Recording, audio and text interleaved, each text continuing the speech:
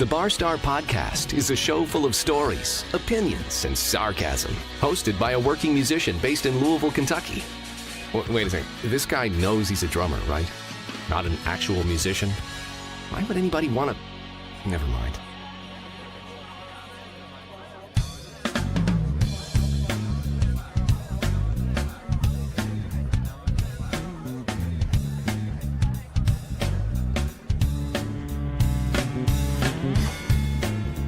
Hello, hello, hello. Welcome to another episode of the Barstar Podcast. I am your host, Stephen O'Reilly. I want to thank you guys for coming back once again to hang out with my silly ass and check out the show. Thank you for the new subscriptions, the new ratings, and the new reviews. I appreciate them. And I hope you dug last week's episode because it has to do with this week's episode. I hope everybody had a good week.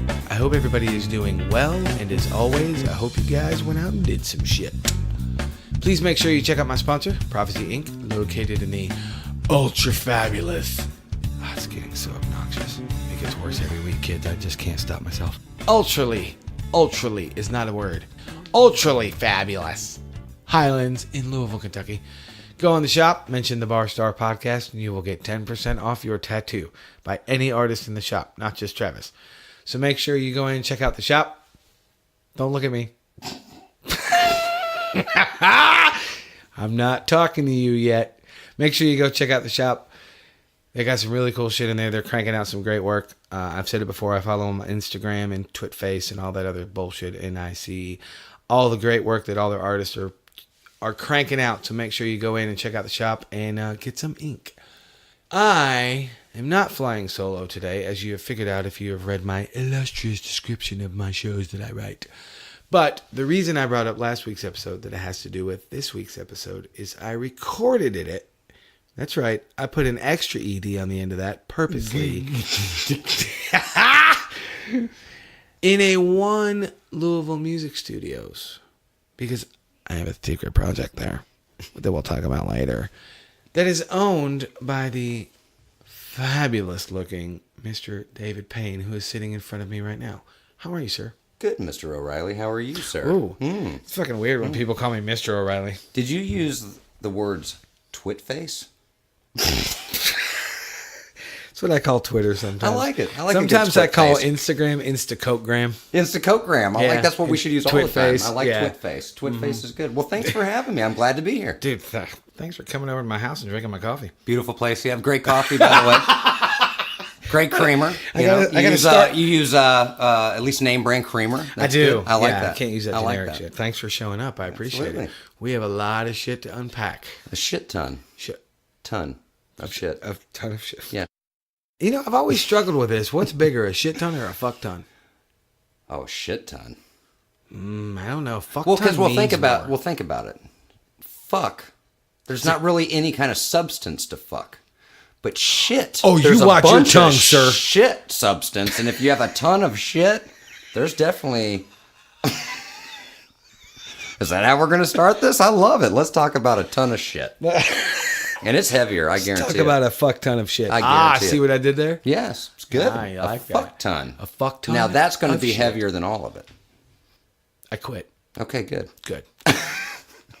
No, seriously, how's things? How's life? Good. Oh, I mean, life could always be better.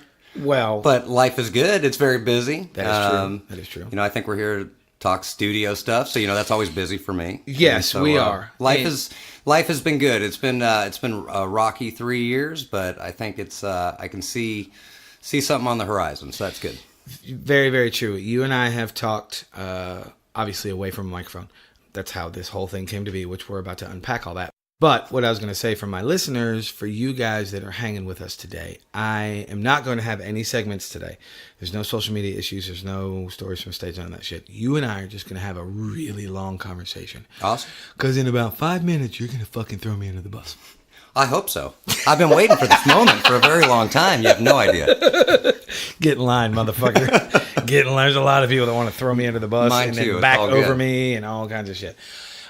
So I think the easiest place to start is before we start on your complete history. Yeah. You told me a story about 2 weeks ago that I laughed so hard I almost peed. Okay, so and I never say that. you really want to do this on your show? Oh, you goddamn right I do. Okay. Throw me under the bus. So this story, I'm going to give you a setup. Excuse me. I'm going to give my listeners a setup. I asked you about 2 weeks ago how we met because I thought we met on the Muse Cruise, and you immediately corrected me. Immediately. So, please. Floor is yours, sir. My very first run-in was Stephen O'Reilly, the infamous Stephen O'Reilly. So, guy's obviously, a douchebag. Well, yeah, you may or may not know I did play in a band here, and it was an original band called Trust Divided, and so we did a lot of cool things local. Worked real hard to do good things, and which that's the sad part of the story. I remember all of that. I just don't remember what you're about to tell me. Okay, good. Or good. tell them. Well, of course, at that point, I had a manager working for us, and she knew you and knew, the folks around you for things that you had done. Right. And I'd seen you play. I think at that point you were with the Zoo Kings. I never seen you with Heaven Hill, but I'd seen you play. Was it the Zoo Kings? It was. It would have been a Phoenix Hill Tavern show. If it was the First time I three-piece ever seen band it. where It I was was. sitting up front, then it was the Zoo Kings. That's what it was. Yeah. And which was, for you guys, it was myself, Dave Moody, and Bobby O. Yeah, it was. I would say his last name, but I can't fucking pronounce it. I love you, Bobby O. Amazing drummer.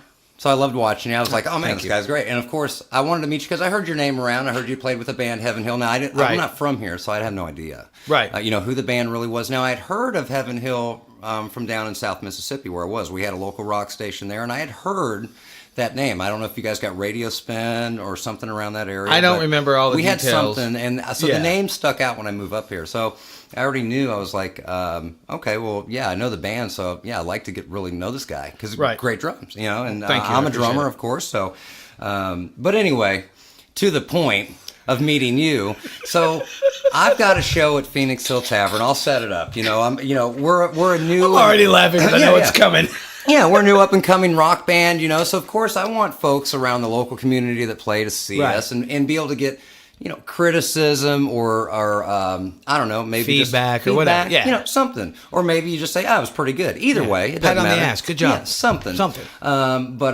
So I was told that you were in the building that night and that I needed to meet you by the manager we had at the time. And Right. I was like, super cool. I'd love to meet this guy. And I think you were walking through the crowd and she had grabbed me and said, hey, this is Stephen O'Reilly. And I went over and I was like, hey, Stephen, I'm David. And you looked straight at me. And I was wearing now, picture this, ladies and gentlemen, when you're in an original rock band like Stephen, and, of course, he likes to wear different vests and pink shirts and, whatever you like to wear, Stephen. I mean, you're always looking very good and very flamboyant sometimes at the same time. So he's walking into the closet at this point. Yeah, I know. It's beautiful. Lots of purples and pinks. He's got everything you can imagine. Very, always looking good. So all I really wanted to do was meet you in regards to, my band and drums and the whole thing. And the only comment I got from the infamous Stephen O'Reilly. Now, Should I apologize now or wait? No. I don't want you to apologize. I think it's perfect. And I don't want to tell the story in its whole, because I remember for a long time. Anyway, so I was dressed for show. Right. And I was wearing a vest. Right. Now, I'm a tall guy, and the vest probably looked ridiculous on me because at that point, we didn't know what to wear. Our band's up and coming. We're like, Right. you got a good stage attire, look good for the gig. Right, It's the absolutely. entertainment business. Absolutely. So always look the part, play the part. And so I had this vest on, and the only thing when I stuck my hand out to shake yours, you looked at me and you said, lose the vest. So that's where that went. So, so to put it to you, God, I'm a douchebag. to put it to you lightly, and we'll just use douchebag. I like that. A douchebag's real good. So until I've Massive douchebaggery. of course, gotten to get to know you more. Now, of course, I never got to know you past this point because basically what I said is, I don't really want to meet this asshole. Fuck that guy. I don't really care. And I don't blame you. I don't really care. It doesn't bother me. But I did get to meet you again on the Muse cruise. Right. And I was like, oh, it's the infamous Stephen O'Reilly again. Right. What am I wearing today? Am I wearing a vest? What do I have on today? Which, when I met you on the Muse cruise, Right. I was wearing a pink shirt with a untied bow tie with music notes all over it, and a black sport coat. Now, of and course, pink and black chucks. Don't think for a minute I didn't think about going, shake your hand, lose the pink shirt. And I thought about it many times that day. But I wouldn't have fucking remembered. But, of course, you and I have some mutual friends, and that was the first time that I was actually properly introduced to you. Now, I didn't know how to take that introduction, but it was a different experience. It was very humbling. Of course, I got to actually see you how you are, and a very humble person, and I could tell that. I could see that. And so we had a great conversation. We did. And it wasn't the time for me to bring up the vest and the douchebag, that maybe however many years that have been. Gosh, that must have been like maybe 4 or 5, maybe 6 years. I thought. Yeah, you were I think it was about 6 years because Zoo Kings was. I know. Zoo Kings was very short-lived, unfortunately. And Bobby, Dave, and myself, we're still great friends, so it's not like there's bad blood. It just the band didn't work, and it was a really cool thing that we did. In fact, shameless self-plug, go look for Shotgun Wedding on YouTube.com. You're very good at plugging. I like good plug. Oh, no, I'm so lame. It's retarded. I love it. But no, the reason I find this story so funny is now that you and I know each other, we're both kind of mini kings of fucking with people. Absolutely. Super sarcastic. Oh, yeah. And I know for a fact I was fucking with you, but the reason it's so funny to me, I don't remember it. And I don't drink. No, I don't think you were drinking. You weren't doing anything. No. Yeah. My memory blows. And I think it's because, and you and I talked about this, I think it's because, I'm speaking for me, I meet so many fucking people. Yeah, yeah. I just can't remember. I've done so many things, and I'm not complaining. I've been very, very fortunate. I've done some amazing things in my life. I just can't fucking remember it all. I just can't. And I don't remember that. And I laughed so hard when you told me at the studio a couple weeks ago. So on a mic. Well, I am sorry, not sorry. I'd rather you not be sorry because I loved, I love the sarcasm. I love the bullshit. Now, it did take you a while to figure out that I was fucking with you. Well, it did because, at that point, of course now, we've talked, I'm very busy, so I don't get a chance to listen to all the podcasts and all your shows. Right. But obviously prior to coming on here, I wanted to take a listen to some of them and see, how you do your show. Right. And amazing show, by the way. Thank you. And everything I've heard, I've loved. And I think I told you, prior to us doing this is, my favorite episode I've heard from you was the one with Dave Moody. I love that episode. And, we'll probably talk a little bit more about that episode later because he said some things in that, I love that guy, by the way. Oh, yeah, I do too. Great musician, great guy. He's been in my studio several times and amazing guy. Treats us real well. Big bastard. It just takes him forever to fall. Yeah, oh, yeah. And I always have to make sure, now for him, make sure you have earplugs. Dave, I'll always make sure you have your earplugs in the studio for you. And if you don't have a good cup of coffee for him, he's usually, he'll ask you definitely for the coffee. So I'll make sure we keep coffee in there for Dave. Gee, Dave, where'd you get that from, buddy? But you used to pick on me for coffee. Now you're obsessed with it. Oh, yeah. He's always, you got any coffee in here? Teas? Anything? Now, we haven't turned into that kind of studio yet. So I'm trying to roll out more red carpets as we go, Dave, but I'm not quite there yet.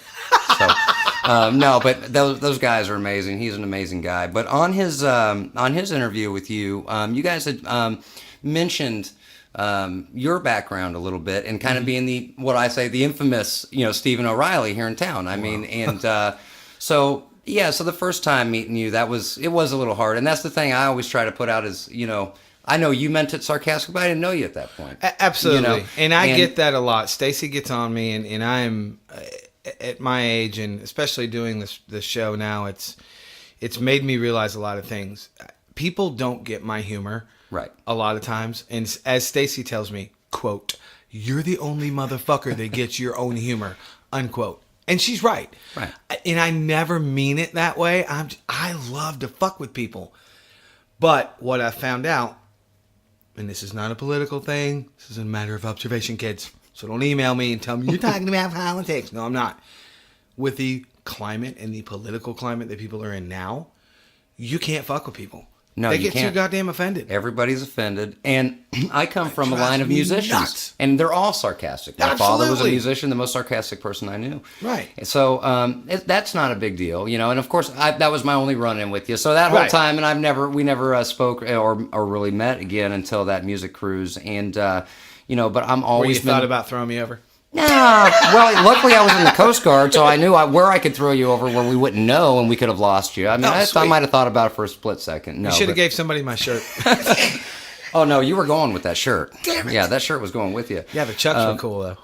I probably would have kept the chucks back. Yeah, they were the worst saving part, I guess, out of the outfit, for sure. No. But, man, I mean, extremely humble, and that's where we actually got to sit down. And this is, you know, I don't hold grudges. Mm-hmm. Now, for one, you know, I have a strong military background. I'm sure we'll talk about that. But we will. The one thing... But I do want to say this. Yeah. Because I say this to everybody. Thank you for your service. Absolutely. It's my pleasure. You know, it's my pleasure to serve. I try not to use that as my crutch for anything. It was a pleasure to serve, and I did a long time doing it. But in doing that in all those years, now of course I've been in music my whole life, right. And I know we'll talk about more of that as well. But you know, I do learn how to read people, or did learn how to read people in the military, because you work with somebody that is a walk of life from all over the country. Oh, absolutely. So where are you from originally? Originally? Yeah. See if you can guess. I'm going to say New York. Live in a microphone. Okay, and I didn't know that, yeah. And I'll tell you why. I knew, because I have so many friends that were stationed with me in New York, from New York. They're all like you. It's great. I mean, they really are. Very open speaking, very sarcastic, most of them, and so you know, and that's why I don't really hold grudges. Now, we didn't get a chance to meet, and I didn't get a chance to call you an asshole anytime after that time, but I'm glad we've met now. And I am too. Yeah, so I don't hold grudges on that stuff, but you can. I do like to get on your show and throw it back in your face. It's real fun. Yeah, it's awesome. I love it. If you didn't, we would not have a relationship. Yeah, well, yeah, definitely. No. So there'd be no more dating between you and I. And what's great is now you're over at my building too, so we can always be sarcastic with each other. Yes, so and you can let people in my room to teabag my drums. Absolutely, yes. You're welcome, Kevin. Why'd you have to teabag the Gretsch though, Kevin? I mean, fuck. Well, that's the one you had in there. I mean, that's the obvious reason. Well, yeah. Yeah, any drum set of yours we would have teabagged. Anybody teabag your drum set now? If they come in and they say Stephen O'Reilly has been an asshole to me, we could maybe charge people to teabag your drum set. Think about that. Think about that. You said charge people, Matt. We could make a fucking fortune. Probably, yeah. If you pissed off that many people, we'll be good. And maybe actually, I've got a drum set people can teabag too. We might make a lot of money. I know what we'll do. We'll set both of our kick drums up in the fucking hall, and just. The highest bidder gets to shit on one of them. We're going all the way to shitting on top. Now, that's worth something. Well, I mean, you know that you're going to be safe. No. No. I'm definitely not going to be safe. Somebody's going to shit on my drum set, Stephen. That's a definite. It's a definite. Don't touch my drum set.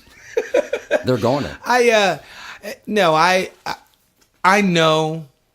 I know some people for a fact, and I know rumors of some people that I have pissed off in town. Sure. And I understand that, and I don't shy away from it. I don't back down from it. I never intend to. I know I come off abrasive. I know I come off a little overbearing at times, and I'm learning how to deal with that, especially like I said with today's climate. You can't fucking be that way. Oh my God, your vagina hurts. Fuck off. Anyway. But it's never intentional. I guess what I'm getting at, and this is more like a mini public service announcement. Don't be so fucking sensitive. I don't care about your mom and him because I'm never going to meet your mom and him. Right. When I meet your mom and him, when I see you or we talk, I will ask you how your mom and him is. I don't care about the weather because I'm going to fucking go outside either way. Right. I have to leave my house to go to work and make money and do shit. Right. What's the weather? I don't fucking know. Walk outside.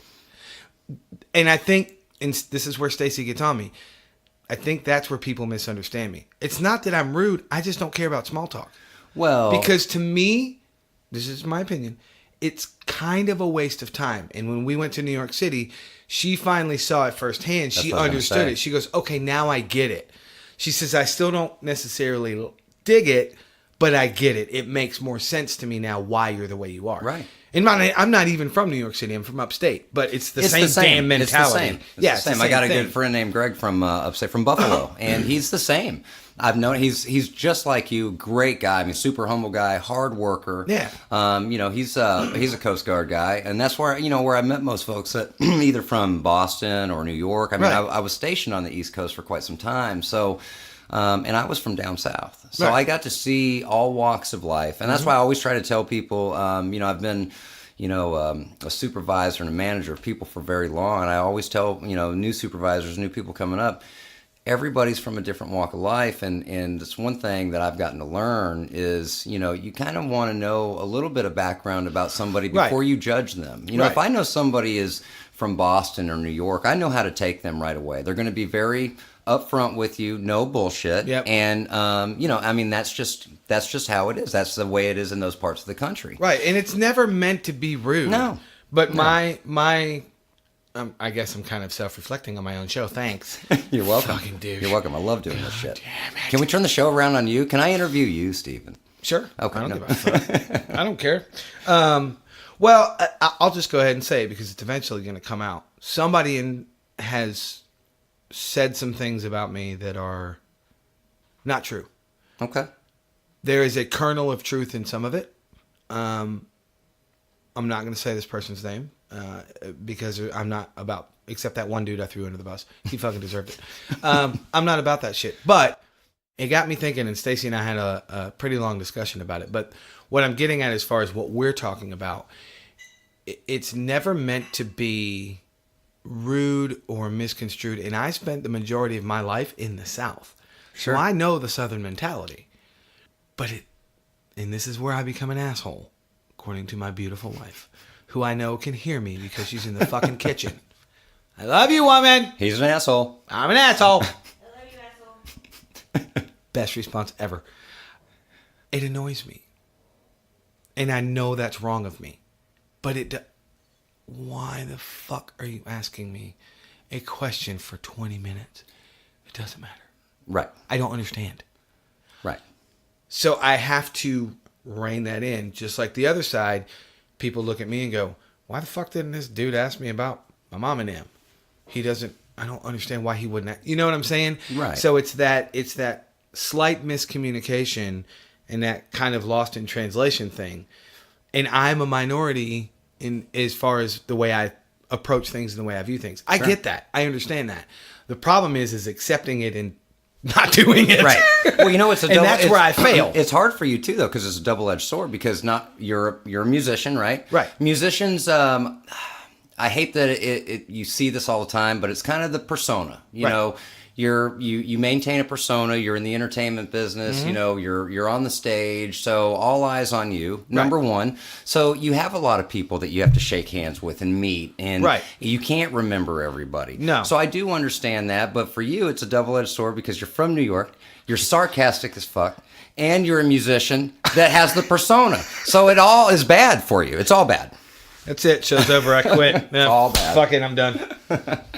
No, Thanks, but Dr. Fuckfail. but anyway, Steve. I'm not. Yeah, I don't hold any grudges over that, and it's I know, you know, but it's still funny. yeah, it is. It's absolutely fun. How It's a many great pi- story. E- And you even- weren't expecting that. Oh, no, you didn't no. know when you asked me. You didn't know what you were going to get. No, I didn't. And I bet you it- won't ask that I bet you'll be careful next time you ask that question. Oh no, dude! you I'm love all it. about. I'm all about Bring it on the show. self-deprecation. Bring it on the show. Throw Let's me bring under it. the bus. I don't care. I've got laundry for fucking. My own wife threw me under the bus on her first episode. She threw me under the bus. Well, she probably deserved to. She has to live with you. True that. You're right. I can't. I don't like this show anymore. I quit. I quit. I'm giving it to somebody else. But no, it's funny because even people that don't see me every day, there's enough pictures on all of my social media shit. You people know how I dress, and I'm going to give you shit for it? Absolutely. It's so stupid. But it's fantastic. Yes, it and is. I love it. Okay, enough of that. I'm tired of talking about me. I really am going to cry. Let's talk about you. It's my show, goddammit. How did you come to be? And don't say your parents did a thing and you popped out. Okay. How did you come to be in the space that you are musically? Okay. Well, So you didn't expect that, did you? no, I didn't expect that, and I have a big backstory to my life because my father was a professional touring drummer. He was Really? he was a self-taught drummer. He was the first musician, I would say, in my immediate family. He started on pots and pans, taught himself how to play, and joined the Navy, and learned how to play more in the Navy, and came back from the Navy and from Vietnam and joined a music union in L.A. Nice. And ended up touring and playing with the Freddie Green Orchestra, which, if anybody knows, was Count Basie's guitar player. And, No shit. he was a young shit, like when you and I started out. He's 19, 20 years old maybe at that time. Couldn't read a lick of music, but Damn. went and tried out for the union. And Freddie Green at that time was looking for young drummers and Right. young players. Right. He went and tried out, and needless to say, he couldn't read a lick of music, but Freddie Green said, "You're amazing. You know the tunes. Come on the road, and I'll teach you how to read, and we'll do it on the road." That's badass. And so that's how he got his start. And, long story short, he played in a lot of big names. He played in... Oh, come on, name drop. Okay. I'll pick them up for you. He played with Dale and Grace. They had a hit song in '63 called "I'm Leaving It Up to You." So he did the Dick Clark tour. He backed up and played drums for Ike and Tina on the Dick and Clark tour. No and shit. several things, yeah. That's so badass. Yeah, so a big background with that. But he also was in and out of Nashville when I was a kid. And so I spent a lot of time in studios. I spent a lot of time around the business. My dad... Right. My dad liked the business. He knew the business. He wasn't the suit and tie in the music business, and he wasn't the aspiring musician either. He was a little bit of both, but he knew how to talk to the executives. He just knew what to do and who to talk to get his jobs and to keep working. Right. And so I grew up around it. Him and my uncle, I call him my uncle, but it was his music friend, was also in Dale and Grace. They were friends for 50 years. And Nice. my uncle, wrote songs for Ronnie Millsap, his hits, some of his hit songs, edit. Easy for you to say. Yeah, hit songs. Yeah, exactly. So I grew up in it, and Right. my father he wasn't really like the teacher of drums. He didn't teach. He was self-taught, so he wasn't a teacher per se, and it was very hard for him to show me, but I was so interested. I roadied for him. I just grew up having an interest in the kit that would always be sitting at the house. Right. So I sat on them and just started playing and listening. And the difference with me, though, is I got into music. I wanted to play with other musicians that were just starting out when I was in high school. Right. So, some folks learn a bunch of cover songs and sit in and play, play all the cover songs, become really good at that. Right. I kind of immediately started out with original players and writing music, so I kind of lost that. Some folks, they just listen to song, and, Right. and learn that way. So it was actually I think a little more difficult for me. I agree 1,000,000%. And the reason I do is because, and I don't know as far as my shows, what you've listened to, and this is number 40 or number 39. I'm not sure what show this is, so I don't know if I've talked about this, but really briefly, that's how I started. Yeah. I didn't start doing covers. Right. I started in original bands, and I did originals for probably the first probably the first 20 years I played. Yeah. Was all originals. I mean, I didn't play in a cover band until I was in my 30s. I mean, it was Right. a long fucking time. So I get exactly what you're talking about. Sorry, carry on. No. It's I mean, I just started playing original music and I loved it. I love writing. I loved the creation part. And plus, the bands that my father would be in, some of them were, when he would go do studio work, it would be for an original artist or somebody Right. having him to come track drums for these songs, whether or not it had been gospel or jazz or it was everything. I mean, he did a little Right. everything. And so I liked the creation part, and I liked the studio part. I thought it was real cool, and I liked the concert part. It was never really about money or that kind of success. It was a cool feeling. I grew up around musicians. It was just fun to be around them, Right. in the crowd. But as far as me playing, a little backstory. One of my first singers, was my first singer in an original band, was a girl by the name of Lacey Mosley, and her name now is Lacey Sturm, but you would know her as the singer for Flyleaf. Oh, If you're familiar with the band Flyleaf. I am. And she, that was my very first high school band. We went to high school together. We were friends in high school. No shit. And That's cool. yeah, so she wanted to. Hang on, y'all. I got to pick up some names he's been dropping. Motherfucker. Damn. No, I mean, That's as really far as- cool. Yeah, so I mean, and she obviously is. She's always been very talented, and she's a Right. great writer. And so even back then, it might have not have been she's more, she's definitely a Christian artist for sure. Right. And, back then it was a different time in her life, but still, although it might not have been songs that she was happy with, she wrote them beautifully, and she was a great writer. Right. And so that was an opportunity playing with her, and then she moved. We separated ways because I joined the military, and she moved to Texas, and that's where Flyleaf became, and I went Coast Guard, went a different route. But it's always been, music's always been with me. I've never stopped playing, even in my service time. So it's just been in my family. So. Very cool. Yeah. I love, most of my audience is probably tired of me fucking saying this shit, and I don't really care. You guys can email me at idon'tgiveafuck.com. No, I'm just kidding. I find it fascinating to hear other musicians' stories, how they started, and comparing my own, because I come from a line of nothing. Like, there's no music. There was two, but they were both high school musicians. They played trumpet. Right. One was my sister, and she didn't stick with it. And then one was my cousin, who most people that know me personally, I'm not a huge family guy. I don't have any family in Louisville. I'm not real tight with a whole lot of my family, but he played for probably 20 years, and he was a monster trumpet player. And then one day he just fucking quit. And that's it. He was done. Yeah. So I don't really even count them, because that wouldn't even be a direct descendant to me, or I wouldn't be a direct descendant to them. So it's like nowhere in my family that I know of. I'm one of the only ones. Right. I'm definitely the only ones in my immediate family, obviously, because like I said, my sister did in high school. But it's interesting because I don't know where I got it. Yeah, I just don't have a clue. I just remember watching Tommy Lee going, holy fuck, I want to do that. Right. That was it. And it was over. And I remember getting into my older brother's records. Like, he had Kiss and Zeppelin and Sabbath and all that shit, because I guess in 84, I'd have been 10 years old. I was born in 74, so 84, 85-ish is when I kind of, according to what I can remember and what my parents have told me, that's when I started becoming an asshole and just, see how I did that? You like that? I love it, yeah. But that's when I started digging through my brother's shit, and I found his records. So he would have had Zeppelin and Black Sabbath and Kiss and all that bullshit. See, and that's what was hard for me, is the music that I grew up listening to was usually you'll always hear it on this podcast or any other, and folks probably always, I don't know if they ever say anything about it, but I always mention my father a lot. We were very close. Right. Very, very close.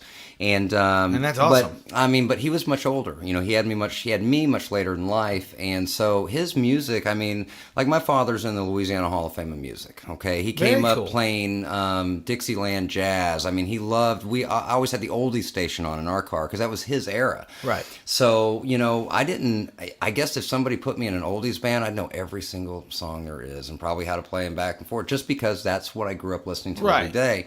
So it was actually very hard for me growing up even to be a rock drummer. My father used to say, he didn't teach me, he couldn't teach, so he didn't teach me. I just watched, and he didn't push me to pick it up. I just started sitting down, and but I started playing with him and my uncle. I would sit down, my uncle play guitar, and they would be getting their band stuff together. My uncle would play, different songs from, we used to play, oh my, trying to think of some of the artists that he would play, like definitely Gene Krupa pieces they would play, and they'd always want me to do the I was always good at doing I like doing jazz solos. The drum battles.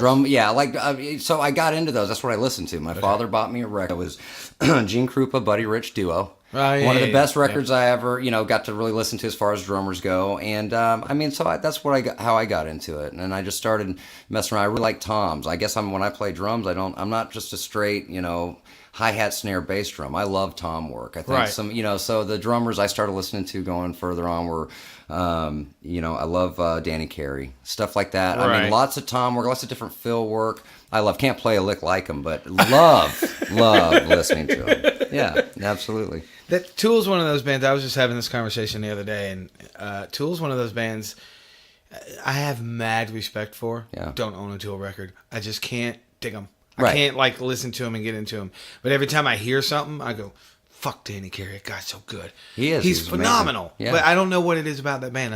I've mad respect. I just could never get into him. I don't know. Anyway, sorry, squirrel. No. So look, shiny. That's just the backstory behind me, man.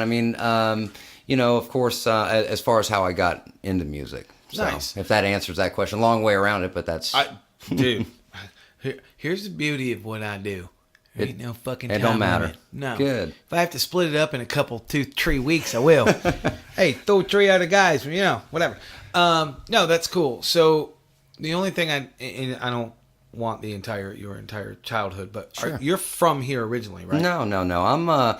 I was born in Riverside, California. Gotcha. And I always say that. Wait a minute. I'm dumb and I'm not editing that out. Fucking stupid. You just told me 10 minutes ago that you're a transplant. Duh. Transplant, yeah. So I'm going to start over, but I'm going to leave that in so I can throw myself under the bus and give y'all more fuel to my assholery. So, where were you born? I was born in Riverside, California, 1981, in the year of our Lord. No, Riverside, California is where I was born. I have been transplanted and transported all around the country. Nice. And my father was from down south originally. Okay, gotcha. I come from a divorced, parents, and I really say the first time I was ever really raised or got to grow up somewhere is when I moved about 11 years old to Mississippi, live with my father there. Gotcha. And it was amazing. It was like I was coming from Vegas. I lived in Vegas at that point with my mother, and so I stayed there the rest of the time. And I feel like that's where I was raised. And Right. it was the first time I got to be a child. From going from living in Vegas and being around gang activity and this. And I didn't live in nice neighborhoods when I lived in Vegas. I didn't come from a lot of money. Right. Moving down south with my father was just like a breath of fresh air. So I always tell people that I'm from the South because that's pretty much where I was raised. No, that's cool. Yeah. Very, very cool. So this question I actually don't, I'm pretty sure, God knows, because I'm fucking this show up all left and right. When did you come to Louisville? 2009. I was active duty in the Coast Guard, and I was transferred here. So I was actually living... That would explain, squirrel. That Yeah. would explain why you never saw Heaven Hill. I was out Correct. of Heaven Hill in 2009. Yeah. Summer of 2009 is when I got fired. Well, that's what I was saying. Sometime in 2007 when I was in Mississippi, I don't know if it was a radio interview or something, but that name Heaven Hill was starting to resonate around the area. And like I said, I didn't know much about the band, Right, but I I did don't- hear that band before moving here. Right. I don't remember the statistics, and I'm not going to bore people with even trying to figure it out. But I mean, we had some steam, and we had some momental. Easy for me to Momentals. say. Yeah. Momentals. I have momentals. We had some momentum going, and we were doing some cool shit, and we were getting regional play. I don't know if Mississippi counts for what this region is, because I don't know if it's spread up or spread Right. down. So I would assume Mississippi counts. Mississippi's not that far away, so I don't know. Right. I have no idea. That may be why. Or you were just drinking a bunch of shitty Heaven Hill liquor. No, because I didn't drink. But no, I did drink at that time for sure. But I didn't drink any Heaven Hill shitty liquor. In fact, I didn't even really know what Heaven Hill was. I didn't even know it was a liquor. I didn't even know what the fuck it was. So I moved up here, and I was like, I thought it was just a band. Oh, it's a liquor too. That's where they got it from. Got it. Oh, I didn't get it from shit. I moved up here for the band. So. No, I mean I literally Way to had go, guys. heard of the band down there. that's cool. But I didn't really. Our radio station there did have a lot of. If you were an aspiring like a band that was in a different region, you would get radio play down there. It was nice. It was a well-known station down there, but the original rock acts and any new acts did get radio play. So if it was getting moved around, it did get radio play. Oh, It very did get cool. mentioned. So yeah, Nice. Yeah, I was on the radio. Yeah, Look at that shit. don't even know it. No, I do. I have a friend of mine that just told me the other day, he's in the studio. He says, one day I went in, I lost, he said, I didn't have a cell phone because we didn't have cell phones, but it was at a Best Buy. Right. And he had to take a computer back to Best Buy. And he said, I was sitting there and they wouldn't, he had to talk to corporate because he didn't have a receipt. And he said, this was before he had a cell phone. He was on hold Right. in the store.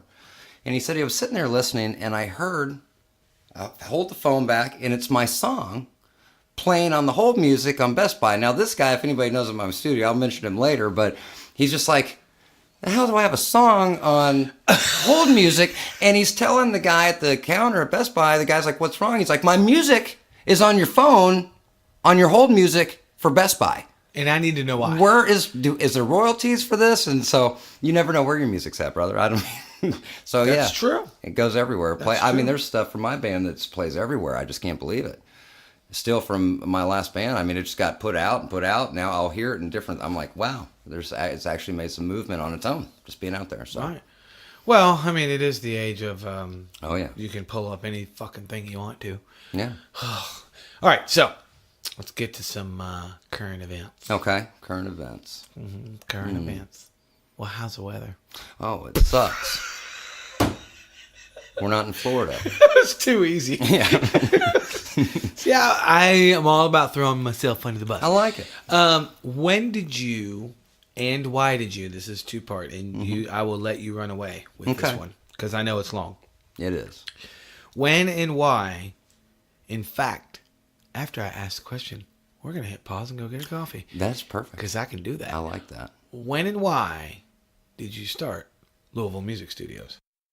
All right, so we really did break and get coffee. Most of my audience knows that I do that. I like a good break. I like a good cigarette break. I have to have one. There is that too. Yeah. You must pollute the lungs. Yeah. Oh, now see, it's a podcast, so we can say smoking is. We can actually say smoking's good. No, it's still bad. Okay. Anyway, it was a good cigarette. It's fucking bad, but damn, it was fucking good. How about that? That's perfect. Yeah. Yeah, it's perfect. So the question was, how tall are you and what are you wearing? No, when and why did you start Louisville Music Studios? Well, it was a. It was supposed to be a business venture for my original band. So, Which, by the way, did you say the name of your band? I did. Trust Divided. Okay. Yeah. Yeah. Plug I did. it, because I did. that's the way I am. I know you have that selective hearing. We just got done talking about that. No, my cat does. Oh, your cat does. Yeah. Well, but you trained your cat. Huh? Right. Exactly. See. Okay. No, it was a business venture.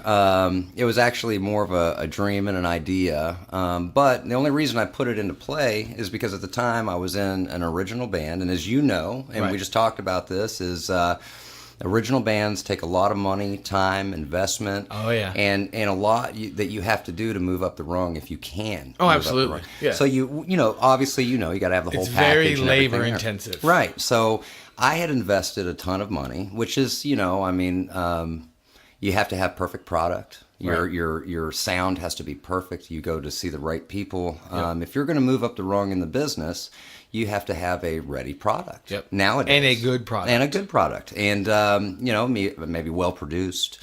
So, long short of that, it was costing a lot of money. And my bandmates, like most bands, they just, they don't have that kind of money to invest. Right.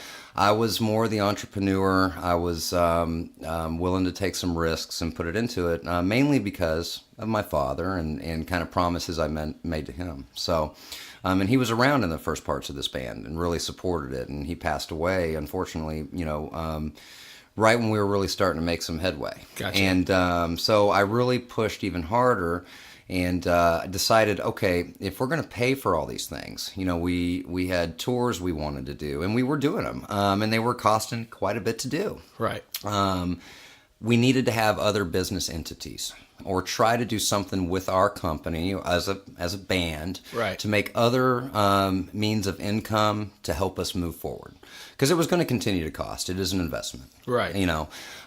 So we looked at several different things, and of course I had always looked at, a good rehearsal studio in this town would be amazing, because I have rehearsed everywhere. I've rehearsed in professional rehearsal houses. Right. Nashville has a ton of them. If you've been in that city, For sure. I think you went to school in Atlanta. I did. Atlanta's got them. Oh, yeah. They're...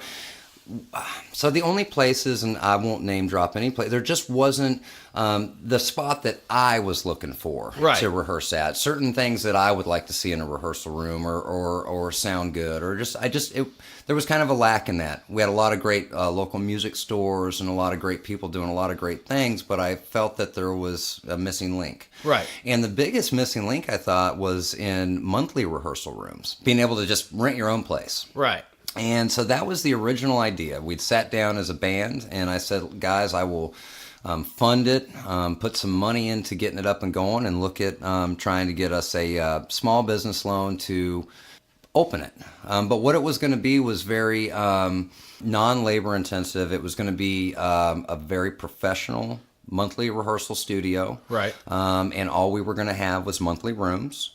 And all it was to go along with several things that we were going to do to offset cost. Right. And that's the true reason why I opened up the studio, was to help with that. I never in a million years thought that, I knew the hourly band thing, having bands come in and play by the hour was, something that some people would want, but I didn't think it was necessarily going to take off like it has, the hourly rehearsals. Right. And the only reason I thought that is because, I would go to, and I can say their name, Guitar Center. We can throw them under the bus all day long. I'm okay with that. Right. I'm just going to, I'm okay with that just because they are a big box store. And, Right. We've kind of lost that local community, with them For moving sure. in. And they're a big company and they've done well, so I don't fault them for doing well. I should say, they haven't done so well, if anybody knows the news and wants to get into it. But they did grow as a big company. Well, I think it's, I'm by no stretch of the imagination defending Guitar Center or sticking up for Guitar Center. But I will say, I think it's just like any other company. They started their shit, they grew and went, holy fuck, we're sitting on a gold mine. And then they grew too fast and went, holy fuck, we lost our gold mine. Right. They grew and they ruined way it. too fast. They fucking ruined it. And what they also lost was with the amount of stores and the amount of things. They don't have the same people that used to run Guitar Center. I mean, the people that first started running Guitar Centers were your local musicians, just from the music stores. Yep. They knew where to point you, what direction. I'm not saying those folks aren't still at those stores, right? But they're kind of becoming few and far between. I know I have never talked about this on the show. When I first moved to Atlanta, I worked at Guitar Center for maybe 6 months. I didn't stay long. But the biggest reason I didn't stay long is because the band I was in at the time, we were just doing way fucking too much shit. Right. We were about to get, at the time we thought we were about to get signed. It never worked out, but that was probably 15 years ago, whatever the hell it was. And that, just 15 years ago, it was exactly what you were talking about. Everybody that worked there was from Atlanta. They all played. They were all working in the scene as far as they were gigging every weekend. Oh, yeah. Or 4 or 5 nights a week or whatever. So it was actual real musicians running the music store. Yeah, and they could even really, though it was Guitar Center. And they could really tell you about your equipment and Absolutely. what you were buying. They were very knowledgeable. So I don't fault them. A company grows and you hope they do well. I mean, I hope my company grows one day. Absolutely. But they did lose I think, sight of, things they had. So, for instance, this store here, I knew they had rehearsal. I'd rehearsed in their building. Yeah, and actually they set it up really nice. Yeah, so, I've done a couple of rehearsals there. Yeah, the first time I went there, I was like, well, it's Guitar Center. And I've been to a lot of Guitar Centers, but never one with a rehearsal facility. So I was like, this will be cool. Our band was getting ready for a show, and we went in there. So I thought being a Guitar Center, having the best of the gear, everything was going to be perfect. Right. And I was wrong. I mean, their gear was not top quality Guitar Center gear. Nope. Nobody was running the rooms. Nope. You do it all yourself. You do it all yourself. And the sound quality was bad and the gear was bad. Yeah. And so I was surprised with it being Guitar Center that it was that way. So I knew that there was still a hole.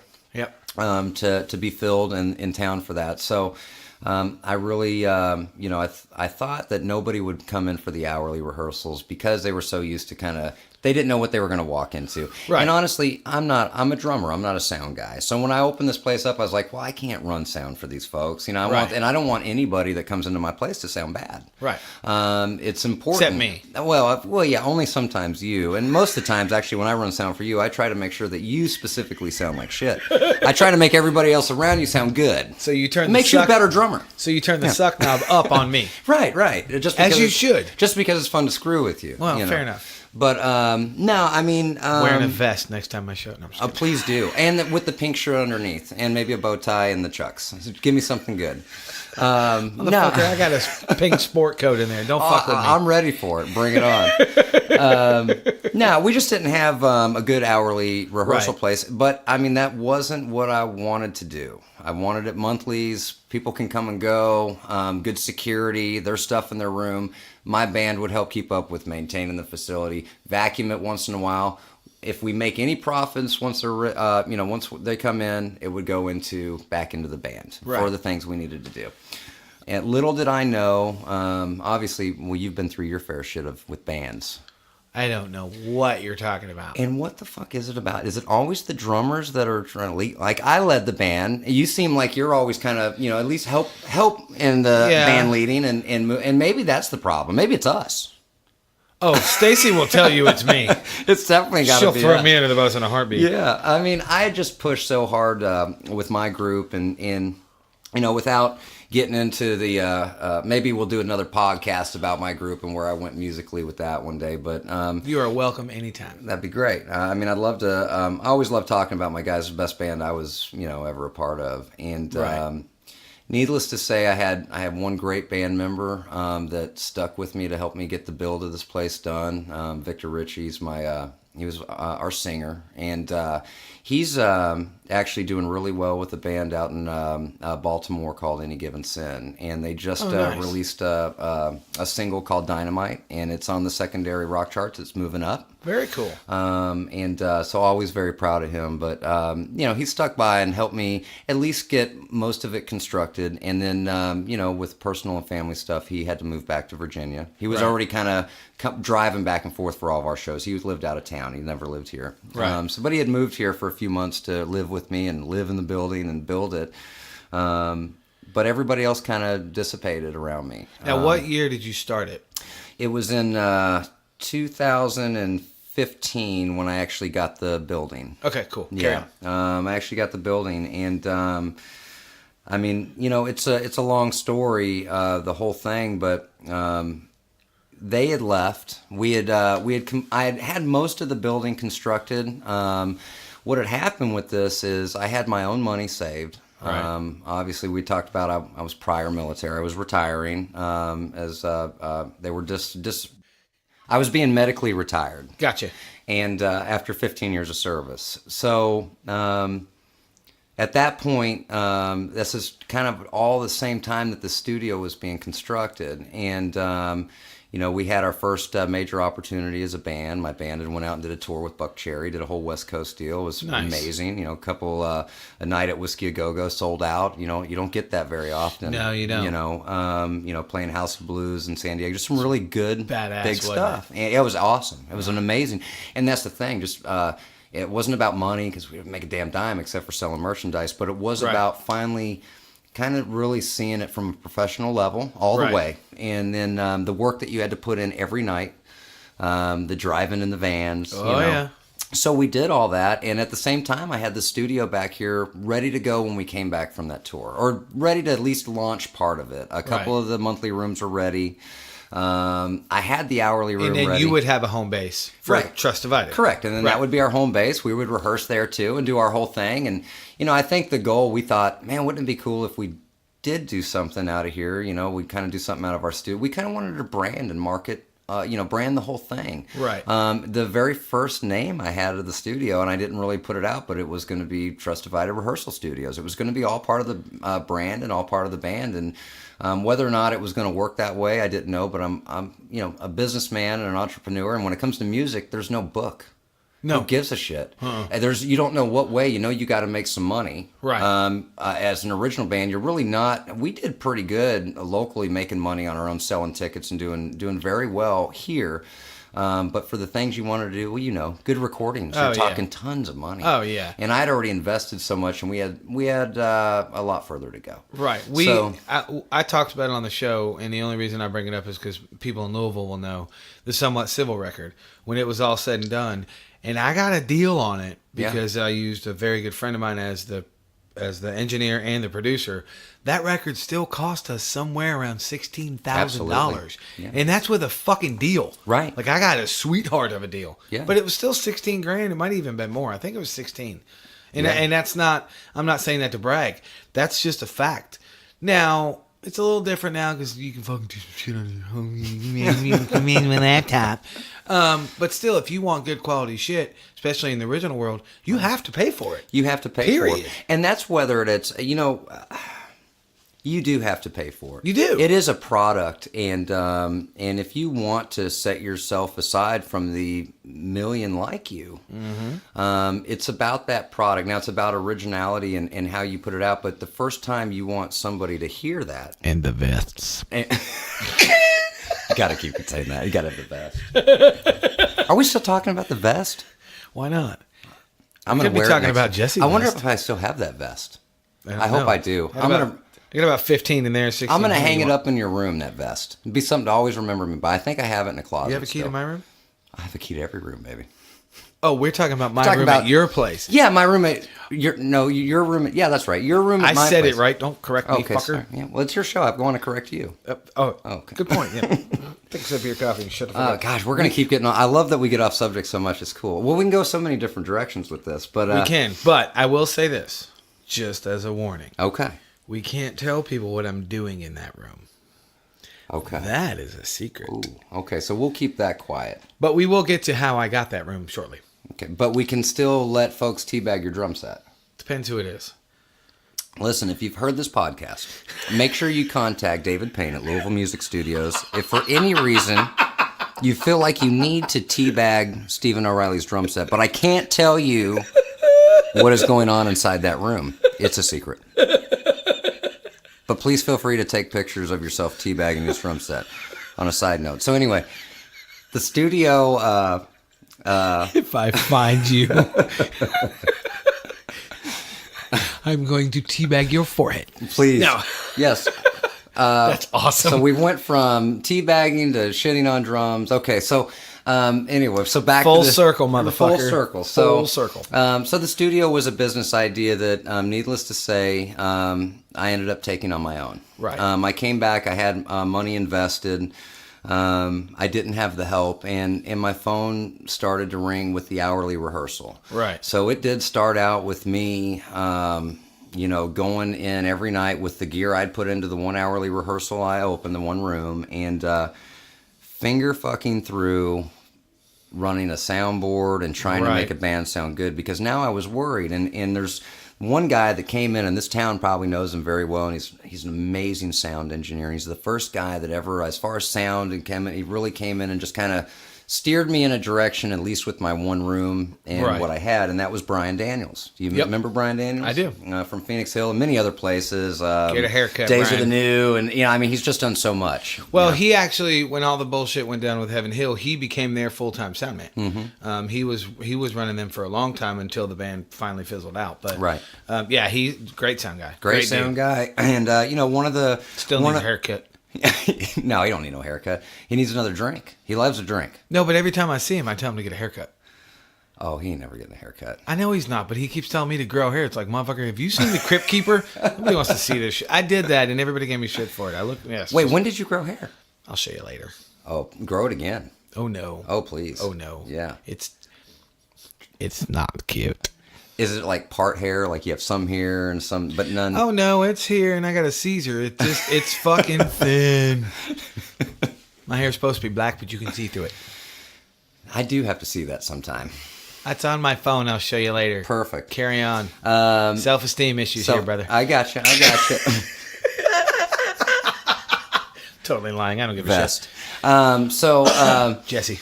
So the studio ended up being I was pretty much stuck on my own for a long time. And now the other part of this whole thing, and a lot of people don't know, is it was I was supposed to try to work for a business loan on the studio. Right. I had a bunch of my own money invested to get into it. And I was told by, I can't tell you how many banks that, I was a shoo-in for a loan. I was a veteran, a disabled veteran. Right. 800 credit score. Goddamn. Yeah, I was doing well. I did well. I did very well. I've always been Not only did you do well, you did it smart. I did it smart. Yeah. I was always good with finances. And so when it was time and I was retiring and like, what the fuck am I going to do? I love music. These guys have kind of dissipated as far as my band goes. But now I've got this studio in play. I've got to make it work. And needless to say, the bank told me I was a shoo-in, and they stuck me, they said I needed to be in a long lease in order to get a small business administration loan. So I signed for 7 years. And we went through the whole process, and they told me they couldn't loan me. And here I was that I couldn't buy a big building like that. The building's big. It's about 7,000 square feet. Oh yeah, so that building's huge. Yeah, I couldn't afford to buy a building right away, and especially on a new idea. It's going to be leasing a building. and making that building work and having to gut it and build it from nothing to make these things work and to make them professional. It wasn't going to be like storage units or anything like that ever. It was always going to be top quality professional place. Right. So when they told me no, I was pretty much already invested with all my cash. And, we're talking about a build that's, $150,000 to $200,000 to get it up. I mean, there was not a wall in there. If you've been into that studio, it was a shell. I built every wall, put everything in there, and contracted everything to put in. Squirrel moment. What did it used to be? It was a Knights of Columbus building. Okay. Long time. It's an old building. It was a Knights of Columbus building for a very long time, and then it was bought by Allegra Printing in town. Okay. And so it's still Allegra's, it's Allegra's building that we lease. Gotcha. And, we're secure there. I've got a long lease, and I've always done good. I've never missed a bill at that place. Nice. Well, the only reason I was asking is because the front, Yeah. the very front is not. I was thinking it was some kind of rec hall or a very small church at one point. Yeah, and that's where that Knights of Columbus building. Yeah, and that's how it was set up. So a bunch of kinda old that people feel at smoking the cigarettes front. and playing bingo in there. Yeah. And drinking and then going to wash their sins away on Sunday. The usual. So. Marge, what number did he say? There was so much cigarette staining in that place when I took it over on the walls. It was unbelievable. And we still have the original cigarette machine from that place. I have to show you that someday. It's out in the shed. Oh, that's badass. Yeah, they left it in there, so we still have it. I always said if we could somehow illegally sell cigarettes in there, maybe I might make somewhat of a profit on this place, because we all smoke. Hey, I fucking know a guy. Good. We'll call him. Tell him to give me a call. Yeah, his name's probably Tony or Tony. Fucking know a guy. I'm just kidding. Man, I didn't know how I was going to keep it open. Right. The bank told me, well, we can't loan you right now, Mr. Payne, so give you, we'd like to see 6 months worth of business. And at this point, I don't know, I had talked to a few people. Now, you know what really sucked and what really chapped my ass? And I'm not gonna name drop on any podcast, but I will tell you that I walked into every local music store. I don't know. You dropped some names earlier. But those are famous people. Yeah, those are famous people, and then I always drop your name, and in a sarcastic, douchebaggish kind of way. Yeah, right, fair enough. So you should. I went into every music store in town, tried to speak to every owner, and handed out my card and let them know. And I was already in the build; it was already going. Let them know what I was trying to do, and that I would love to, in some way, I'm not looking to be a millionaire off this. Now I'm kind of stuck with it, but I want to see it work. Right. It's becoming a passion, I mean, I've got musicians that are coming in here that need a place, and it's doing exactly what I thought it would do. I did a lot of research. It's actually doing more because you didn't know the hourly thing was going to take off. I didn't. No, and that went really fast. And once we got the sound figured out, and we'll go through a list of folks that helped me with that. And once we got that figured out, more and more calls came in, but it was still just me. I could never hire anybody. So long story short, I went through another 6 months, and I fought tooth and nail. And I was retiring at the same time from the military, going through every kind of medical thing you could possibly imagine. And still building this place, and still coming there every night, and going through a divorce, and you name it. It has happened. Motherfucker. And somehow I find myself, we're still here, and it's still growing, and there's been growth every month. There has. Now, after 3 years, I like to tell people I've never made one dime, because that's the truth. Right. I have not taken $1 or cent from that place, because after that 6 months, we went back to the bank. I had painted houses on the side, done wood floors on the side, everything I could to make sure the bills stayed paid and that I could move forward. I never had an advertising budget because I never got a loan. Right. So finally, I went back to the bank, went through another 2-month process, and they came back and said it was too new of a concept and they couldn't see putting their money into a music studio. So at that point... I unfortunately get that. I don't agree with it, but I get it. Well, now here's where my argument was. I didn't necessarily agree in putting in money into a recording music studio either. But I don't have a music studio. I have a rehearsal facility that rents to people. and everybody needs a place to go. And now, Steve, I'm sitting with a waiting list to get into my rooms. It's a great feeling. I ain't moving, fuckers. Unless we have to kick your ass out. Shh. Just fucking snares too loud. You gotta go.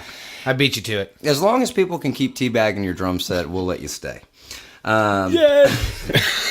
No, but I mean, man, I've never fought so hard for something in my life. Right. And I don't even play drums anymore.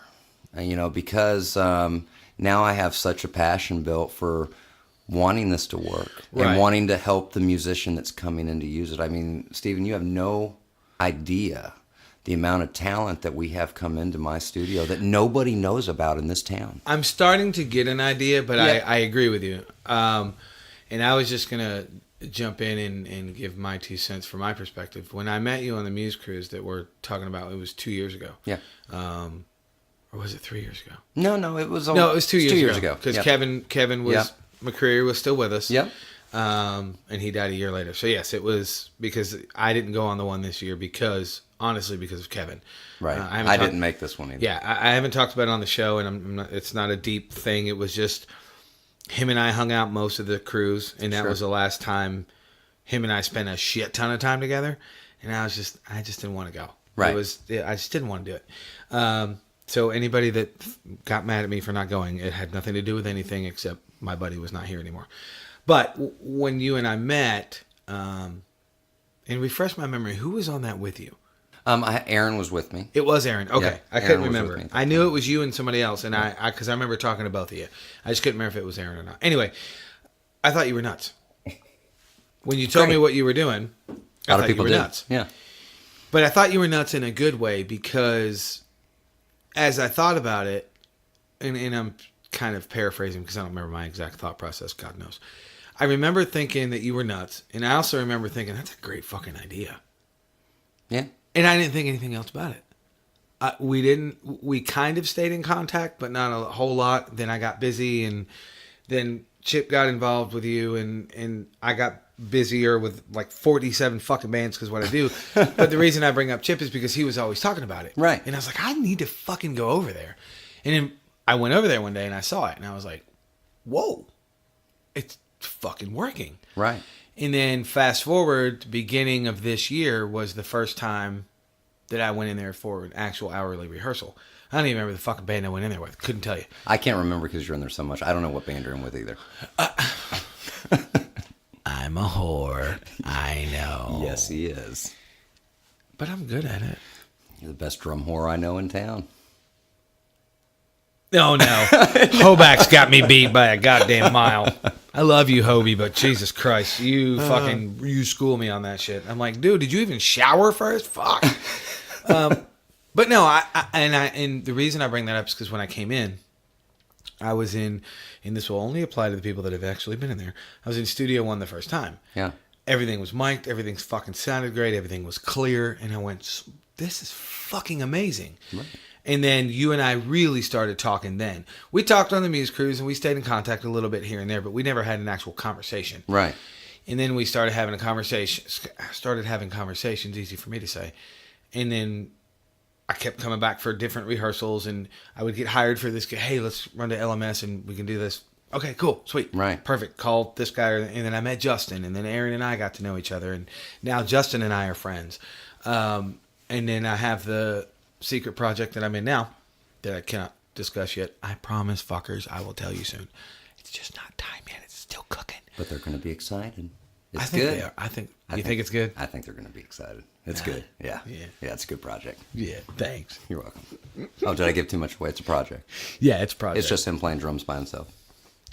I don't know how I feel about that. But no, so we ended up with my new project that I cannot talk about yet. We ended up getting the 3-month deal because you have a couple different structures. I can't fucking talk today. Is that going to be an edit, or are you going to keep that one in? Oh, no, I'm keeping that one. Good. Yeah, no, that was good. I'm a fucking chef from the Muppets. You have a few different structures. Yeah. But I did the 3-month deal, which is awesome. So now it's 24-hour access. I can do whatever I wanted to. Yeah. And the reason I bring all of that up is because I still think you're fucking nuts. I am. But it is a beautiful concept. I love it. Awesome. And I think it is going to do very, very well, which is how we are sitting in my office right now. Sure. Because we started talking about it, and I said, dude, you got to be on the show. You got to, and I hate to be cliche-ish, but you got to get your story out. Yeah. You got to let people know. First of all, we need to let people know what you have. Oh, my gosh. Because I think a lot of people, this is an assumption on my part, but I don't think a lot of people, I should say, know your fucking gear is badass. Thanks, brother. You have nice shit. You don't have garbage. No. Especially the stage room. Yes, kids, there's a fucking stage room. And a DW drum kit. 2.5 foot, 3 foot high stage. I can't remember because my memory blows. It's high. I didn't, the guys helped me put it together. I think it's 3.5 feet. I think. Is it 3.5? Yeah, okay, cool. cool. It's a high stage. No, Yeah. it is. Yes, and it's matte finish DW rig. Oh, yeah. Nice drums. Yeah. That I have yet to teabag. I mean, yet to play. Please teabag and make sure you take a picture of it. I'll probably frame it and put it in the room. Well, I need a zoom lens for that because I'm Okay. hung like a fire ant. Motherfucker, why do you think I play 24-inch kick drums? See if I can get somebody to bring in a good lens for you. Yeah, Man. telescoping zoom lens, please. Gear is important to me. Absolutely. And you know, I've said this before to folks. Like, I don't have all your guitar amps and stuff in there aren't the most state of the art. What they are is it's older gear that everybody has played on for years that they love. Right. Okay. The drums are a little bit different because I'm a drummer.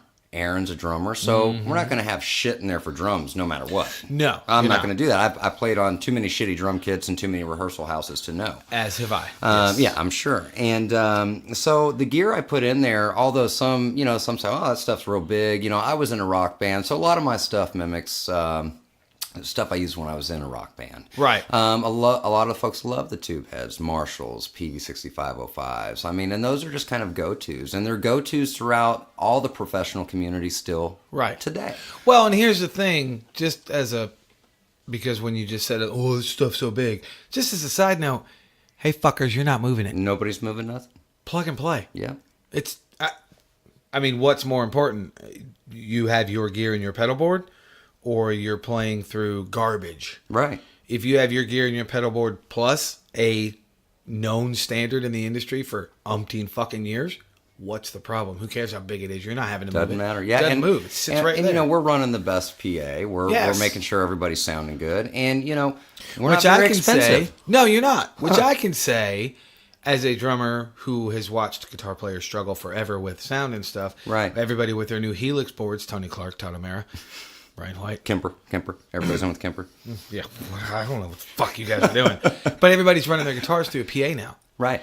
And the times that we've done the hourly rates, and I've only played in Studio One until I got my room, but there was no issue at all. No. Plugged right into the PA, everybody sounded great. Running 2 Helixes and a bass amp. In fact, I think there was one rehearsal I did. There was 2 guitar players and a bass player that all had Helixes, all running through the bass or the PA, and it fucking sounded great. And that's, that's been the goal the whole time. Yeah. I always said if I was going to do this or anything I do in music is not going to be shitty when I'm done with it. Right. I don't want a band walking out feeling like they couldn't get any good sound and they sounded like shit. But let's face it, you know, we know musicians, some are happy, some you can never make happy. That is so true. You know, a lot of folks, I think, don't really realize sometimes. I mean, most do, but I think there's a lot of folks that don't realize that I actually do own the studio down there, and that it was, you know, something that I really fought hard to put together. And it's yours. a lot of that reason, well, and I don't like to say that it's mine, it's everybody's, but a lot of people don't get to see me, and that's because I'm out working past that place to keep that place open. Because it is an amazing place. It is. And I think it's going to do well, but I've had to make something from nothing with no capital or anything. I mean, we're going to do our first advertising in November. We're going to sponsor the radio station down in E-Town, 107.3 The Point, I believe is what it is. Gotcha. And we're going to start running a lot of commercial down there, and as well as sponsor their local show.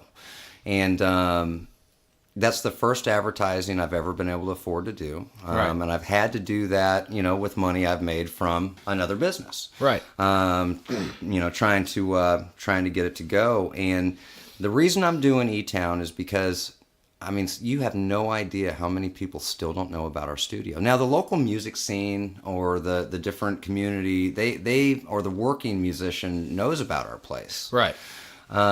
We have a lot of musicians that found out about our place that aren't in the local music community. A lot of them will be older, middle-aged men that just play just because they have fun and they enjoy it. And Right. they come in religiously once, twice a week. And there's still so many of those folks that don't know about us. Right. So, as I've mentioned, I've been an owner-operator this whole time. I probably work 17 to 18 hours a day. I'm probably not supposed to even be working like that. True. Health-wise, I'm not. I know I'm not supposed to be, but But you know what you are? What am I? I'm waiting. Oh my God, you're so cute. Girl, you don't even know. Thanks. You've been waiting for that the whole time, haven't you? I'm even blushing, ladies and gentlemen. Blushing. He actually is blushing for real. I really am. I don't even know how to take it, especially when a man tells you that, and this wonderful mic that, we don't even want to say what it might look like. Don't start caressing my mic. I have to fucking defog this thing every time somebody leaves. I need the sanitizer. I'm just kidding. Man, I couldn't have done it, though, without people that have come in to help. I do, I wish I could be there every day. It's my dream, and I've wanted to be there. I used to be there every day, and people that started coming there in the beginning knew I was there for probably a good year and a half every day. Right. But when the banks failed to come through and the money starts catching up with you, you've got to do whatever it takes. Right, absolutely. Whatever it takes. And, I've never walked to any investor. I bet right now, I'm 3 years in. With everything we're doing and the amount of building we have, we've just recently hit the break even. The break even. Right. Maybe not with debts that I'm still taking care of, but as far as the daily bills and making the place go, we've hit our break even, and that's been with zero advertising. Yep. So, because I can't afford to hire anybody, I've decided to advertise in E-Town because we do have a lot of musicians that actually drive up from E-Town because there's nothing like this, and there ain't nothing in E-Town. No, there's nothing, and good musicians. Oh, I'm sure that. There's amazing I just meant musicians. nothing. But there's nothing for them. Yeah. Right, there really isn't. But amazing musicians down there, and they travel up and use the studio and the facility. And I figured we'd start advertising there because I think that we're going to see an influx of business, but I'm not even sure that I can handle a ton. That's why I didn't put it in Louisville yet. Right. I slowly want to kind of break it open. I know there's a lot of musicians here. They're going to say, he's been there for 3 years. We know about this place. Well, I watch new bands that have never heard about me come in every week just because they Googled something and found it out. So I know there's a huge market that hasn't been tapped. And I'm hoping we can do that. But I'll tell you, it's been a struggle. And some folks have helped me out in a great deal along the way. Aaron, you know Aaron. Aaron Chamberlain is amazing. He's done a really great job at that studio. A little backstory to Aaron is here I was by myself. Nobody was helping me there. I've got the cold shoulder from all the local kind of music stores. I think everybody thought I was maybe not serious. Or not serious. On the business side, I can see that. Yeah, Jokes aside, I can totally see that. Had they known my business background and where I'm from and my background, maybe it would have been a little bit different. But Aaron had come in and rented a room for me for a project. He was doing a reunion project basically for a show, and they needed a room for a few months. But I didn't even have all the rooms were built, but I couldn't afford all the doors. The doors were, to put doors in like that, with frames and everything's like $500 a door. Right. So, and that's just to buy the door, not even to have an install. We're installing them ourselves. Right. I can't afford anybody to install them. So, and they got to be good doors. Have you ever seen the play? If you've seen all the doors are perfect, everything. Oh yeah. I mean, a lot. I mean, the walls are double drywalled, channeled, everything you need to do that you should do at a studio. I mean, I built it right. Oh yeah, you did. You've definitely built it right. But running it, since... And it's dark as fuck in there when you leave at midnight. Oh yes, in case nobody knows, it's dark as a motherfucker in that building. Some people love my lighting and some people bitch about my lighting. No. But I mean, when you shut the lights off, it's dark as a oh, you don't have to motherfucker. shut the lights off. You've been shutting the lights off? Well, last night I did. I was the last It's one very out. dark in there. You know, you might be the first one to shut the lights off in there in 3 years. Well, I haven't seen it dark for a long time. Well, I got to be honest with you. I'm that dude going, hey, there's lights running. That shit costs money. I'm the only one here, and I'm leaving. Lights out. Listen, I'm going to tell you right now, I've been in that building alone many times. Oh, yeah. Now, I don't know how many of the old smokers from the Knights of Columbus that I have running around there are ghosts, but I hear shit all the time. I'm not turning the fucking lights out in that place while I'm sitting in there, Steven. Now, if you want to do that, go sit in the couch in the lobby, turn the lights off, and just sit there for a minute. It's going to freak you the fuck. I've never turned them off again. I've had people tell me they saw my father at the end of the hall. Literally, other people will say, oh, I think I saw a ghost Hold in up. here. Did you just use the L word? Literally. Good I job. did. Did you like that? I did like that. Good. I didn't even have to do it. Literally. Oh, you did it twice. Yeah. Nice, deep, rich tone. You like that? Dude, Well, I you know, do. That was good. Mine's just obnoxious, which I think is why everybody likes it. Absolutely. Well, Now, everybody I'm not loves gonna do it everything now. obnoxious you do. No, they don't. No, they don't. No, they fucking Nor don't. do they Don't. with what I do. Don't bullshit me. But no. But So yes, that's Aaron, why I shut your lights off. Aaron rented a room there, and you know, everybody was interested, and kind of at that point, I had a lot of interest of folks just kind of wanting to be a part of it. Right. You know, what they could do to help out. Right. And nobody had any kind of financial investment for me to help me, but I was alone trying to run this place. And there was some talk with Aaron maybe renting the other side and doing something on his own. And I really wasn't wanting to do that, but I definitely needed somebody to help me. Right. So I brought Aaron in to help take care of things. And he's not the only one I brought in. A lot of people don't know. I also brought in a great friend of mine named Keith Stinson. These are great musicians that nobody in town knows about. Keith has got to be one of the greatest guitar players in town, but he hasn't been out with any big names. When you hear that guy play guitar, it's like I can have anybody come in my studio and play guitar, but I hear this guy play guitar and it's amazing. These are just musicians that nobody really knew about. Right. Aaron had played in several bands. He had been out, you know, several folks knew Aaron. He was pretty known as far as being a drummer around the area. So he stayed, and they both stayed and helped me build and kind of take over. That stage room wasn't built yet. Right. And so they kind of came in, and we all worked together, and they helped me get a stage room up. We had to tear a wall down, make a Studio 2. Used to be just 2 monthly rooms. And we had so many hourlies coming in that we had to do that. And we've done all this on nothing. Just what we can as we go, or we work on our own and put our own money into it. And I think I don't think it could be as successful for anybody else, because you have to be willing to put the hours and the work in on your own. Oh, for sure. And Absolutely. a lot of folks weren't willing to do that. And that's what we've done over there. And that's why we're still going. And that's why, you know, when I say we're literally dying to keep the place up, that's a true statement. And I think a lot of the bands, too, they don't know that we're owners when they're in there. New bands, especially. Right. And it gets hard because, you know, it wasn't necessarily supposed to be designed to run live sound for everybody. $25 an hour, minimum of 2 hours. Yep. And you get a full-time. Now, are we sitting in there for 2 hours running sound? No, we're not. But we'll go in there. We're going to sound check you for 3 songs, and we're going to keep running in and adjusting. And you know what? If we really are sitting in there and we're enjoying, we'll sometimes just sit in there and enjoy listening to these bands. They're fun just to come in and listen to you guys and actually make you sound better. Absolutely. Play with the board and do things. We enjoy it. All of us enjoy it. Well, I can say from experience, I have had you, Aaron, and Justin run at different times rehearsals that I've been over there for, and I haven't had near a complaint from anybody that I was playing with. Sure. You're not going to get a complaint from me. I'm easy. Don't put any fucking drums in my wedge. I'm good. Fine. I'm fine. I don't. Next time I'll say it put again. a lot of drums in your wedge. Please, God, don't. I'll fucking kill you.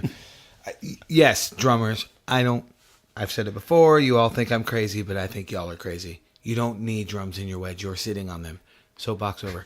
Anyway, jokes or seriously, it's all three of you are great, and I don't know if you have any other sound guys that are running anything over there, because I haven't met any. You may or may not, which you can talk about in a second. But everybody I've come in contact with that has anything to do with the place is awesome, and that's kind of where we are now because you and I started talking, and I wanted you on the show to tell your story, but I believe in what you're doing. Thank you. Not because I have a room over there. That has nothing to do with it. That was just perfect timing for what you and I had already been talking about and my secret project, what I have started. The timing was perfect. I was like, well, fuck, you got a room open? I want it. That's what it was, because we've been in there at least 5 times with this new project before. Yes. 4 or 5 times before I even got the room. Yeah. Because we started talking about it and we started doing math and went, oh yeah, let's get a room. Hey Dave, you got any rooms? Yes, I do. Yeah, if you're gonna rehearse more than once a week, and honestly, I watch all the biggest, best live bands come in there, right. And the best ones I see come in there, even the professionals that have been doing this forever, the hired guys that are phenomenal, twice a week, they're rehearsing, and they're rehearsing like it's their job. Oh yeah, and I love seeing that, and I love seeing the original bands that get a room there and use it more than once a week. Yeah, and just bang shit out. It's crazy how good they become. Mm-hmm. And I think that's been probably the most rewarding thing is watching, my monthly bands are always there. Most of them are original acts. Right. And so they write, and you get to hear when they start, when they first started and not knowing songs and not knowing what to put together, and then it just becomes amazing. Yeah, because that's they're in there be twice awesome. a week. So that's why I say if you're going to rehearse more than once a week, renting a monthly room is the way to go. Right. But either way, it's not a very high price to pay, hourly or monthly, to be better at your craft. Oh, no. And there is something about coming into a professional place like that that's outside of the garage, outside of the basement, and putting the band into an environment that's away from all the day-to-day life. And it makes you better. I agree. Most of my close circle, and because I don't know if I've talked about it on the show, I have a love-hate relationship with rehearsal. I hate rehearsing. I fucking hate it. No. Well, what musician really likes to rehearse? No. I mean, here's why I hate it. Because after something has been built, I don't, personally, I'm just speaking for me, I don't need to beat those fucking songs into the ground 2 days a week. I just don't. Sure. Now, that's why I hate rehearsal. What I'm doing now with my secret project, because I'm building it, what the fuck are you laughing at? Because you don't like it when I say secret project? You don't like that? I just love when you get so close to the mic and you just really get right on it. Well, I have to get this voice I out. keep thinking your tongue's going to come out and you're just going to... It's very short. It ain't no big thing. But no. Tell me about rehearsing, see. When you're building, like the secret project I'm doing, when you're building something like that, I'm in. Yeah. Once, twice a week, fuck it, absolutely. Yeah. I have no problem with it. That's why I have a love-hate relationship. Well, I mean, I can see... Well, I don't know, man. Even when I see the great cover bands that come in, there's we've got a band, and I'll name drop them because they're phenomenal. They're called the Company Band, and I love their concept. Have you heard them? They are badass. They're amazing, and I love their concept because there's several chapters to the Company Band. It's not just Louisville. It starts in Chicago, and they've got like 7 different chapters, and they do private corporate events, big events, and they might use 4 musicians, they might use 8, depends on the size of the show and what they're being booked for, but constantly booked. But it is their business and part of getting their pay and making their money to be there every Monday night for rehearsal from their leader, you know, and I've heard him come in, and he's out of Chicago, and he'll come in and run them through the rehearsal once in a while. What a difference to really watch the professionals and why they say rehearsal is so important. And you'll hear them playing the song their way, but now it's his company, so he'll come in and run them through, and he'll say, no. You guys been playing this way the whole time? And he'll start running through piano and conduct them and get it all right back on track. And it's like, that's the way you're going to play it. And that's why we have rehearsal. Right. No. So I love it. That's why it's a double-edged sword with me.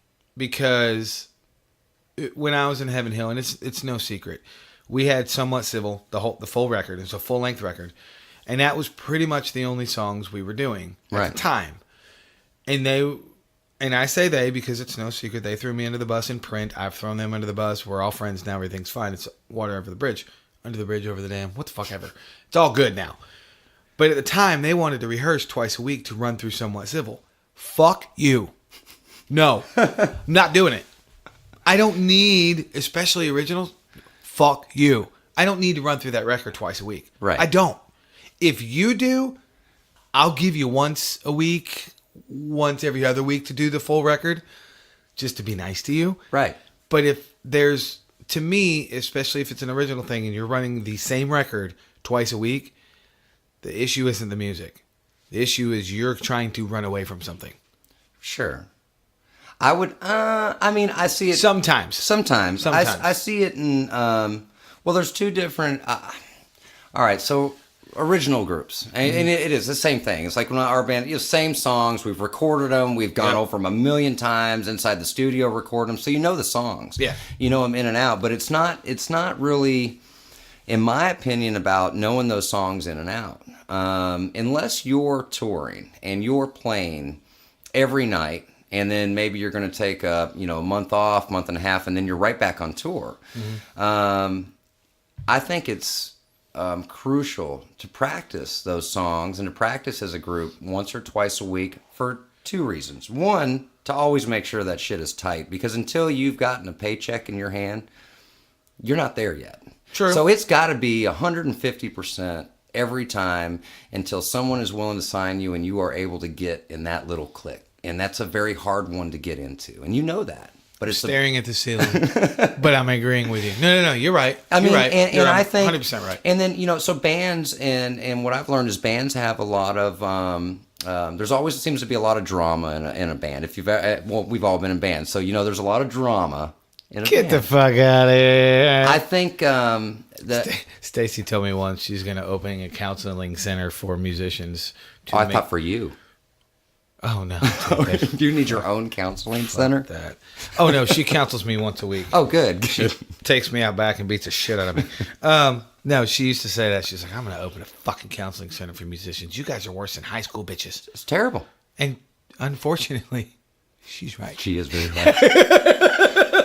But, it's so part of it to me is the camaraderie and the team and what it takes for an original project. You're right, and I'm not going to make this really long. As you were saying that, not only was I agreeing with you, but the thing you just said about the drama thing, there might be a kernel of truth in there, or a kernel of a reason, I should say, why I don't like rehearsal as much as I don't like it. Because I have gone through a shit ton of drama. Sure. Some absolutely my fault, for sure. I'm not saying I'm innocent by no stretch of the imagination. But I think after a while, it's like, I'm going to go in here, we're going to be in here for 2 hours, and then we're going to fight, and then we're going to bitch, and then we're going to make up, and we're going to play some songs, and oh, fuck me. Rather sit on my couch. You know what I mean? I've been through that so much that there could be a hint of that. Yeah. And again, with my secret project, I'm not telling you what day we rehearse, but I'm waiting for that. Like, I'm anticipating that day. I'm like, oh, I can't wait to get in the fucking room. Because you have, I don't know, maybe it's because you have more passion for the secret project than you had for that project. And you're more excited about it. There's something that makes you more excited to get up and go to it. Maybe the first project wasn't the one. When you really think about it, it's what keeps you excited and wants. True. If you don't want to go to rehearsal, this shouldn't be your band. If you don't want to go to a rehearsal, then you're in the wrong band. That I agree with 1,000,000%. Because regardless of my weird fucking double-edged sword about rehearsal, that statement right there is none. There is none more true a statement. Literally. Well, no, seriously. There's two. That was a Spinal Tap reference, by the way. There's none more black. I don't even know the movie. I know the movie, but I don't know the lines. I'm so bad with that shit. You can't do movie references with me. I'll never know what the fuck you're talking about. Just please tell me you've seen it. I've seen it, but I don't know the line references. Kids, I thought I was going to have to physically kick them out of my fucking house. So bad about that. People are like, oh, that's a line from this. I'm like, I don't know what the hell that line's from. As long as you've seen it, I'll give you a pass. Yeah, I've definitely seen it. Anything on TV, I've probably seen. But you've got to run it like it's a business, and this is where I think musicians get it wrong. This is where they get it wrong. And, you first have a passion, right? And that's your instrument. Right. Let's go back to where we all started. The instrument was the passion. Man, it's so fun to do. I just want to do it every day. Right. If you don't run it and run yourself as a musician like a business and stay locked on, no matter, how boring or how shitty it might be. I mean, if you own a business, you're going to at least meet once or twice a week to have a business meeting with your business partners because there's shit that's going on. You're right. But what happens is you normally get one band member, and this is what sucks. This is why a lot of bands fail to make it. You have usually the one pusher, and everybody else is hanging out. True. And just for the record, as much as I do hate rehearsal, I never cancel it. Now, you never cancel. I always see you there. Let me just throw that out there, kids, so you don't get the wrong impression of me. Just because I hate something doesn't mean I won't do it. Right. But I hate getting out of bed in the fucking morning, but I do it. Gary, sorry, go ahead. but it's very important. And No, it's you're right. important, And that's especially for a band that is. Now, I will say that I'll retract that to the point. Like I said, if you're touring and playing already every night, then you are on a constant rehearsal. For sure. Or if you've taken a month and a half hiatus, great. But you're going to need about a week still, the most professionals, week and a half to get ready for that next leg. No, and you're right, because as far as on running it like a business, I've never had an amazing business sense, and I'm not throwing myself under the bus. I'm just not wired that way. However, the past 4 or 5 years, probably ever since I got out of Tark Bus, is when I really started going to that side. Right. And I still have fucking mountains to climb. I'm better than I was 4 years ago when I started it, but I have a long way to go. But I look at things a lot differently now than I did 4 years ago. Right. In a lot of it, I credit to Dave Moody, who we were talking about earlier. Oh, yeah. Watching him the way he ran Jefferson Tark Bus when I was in that band.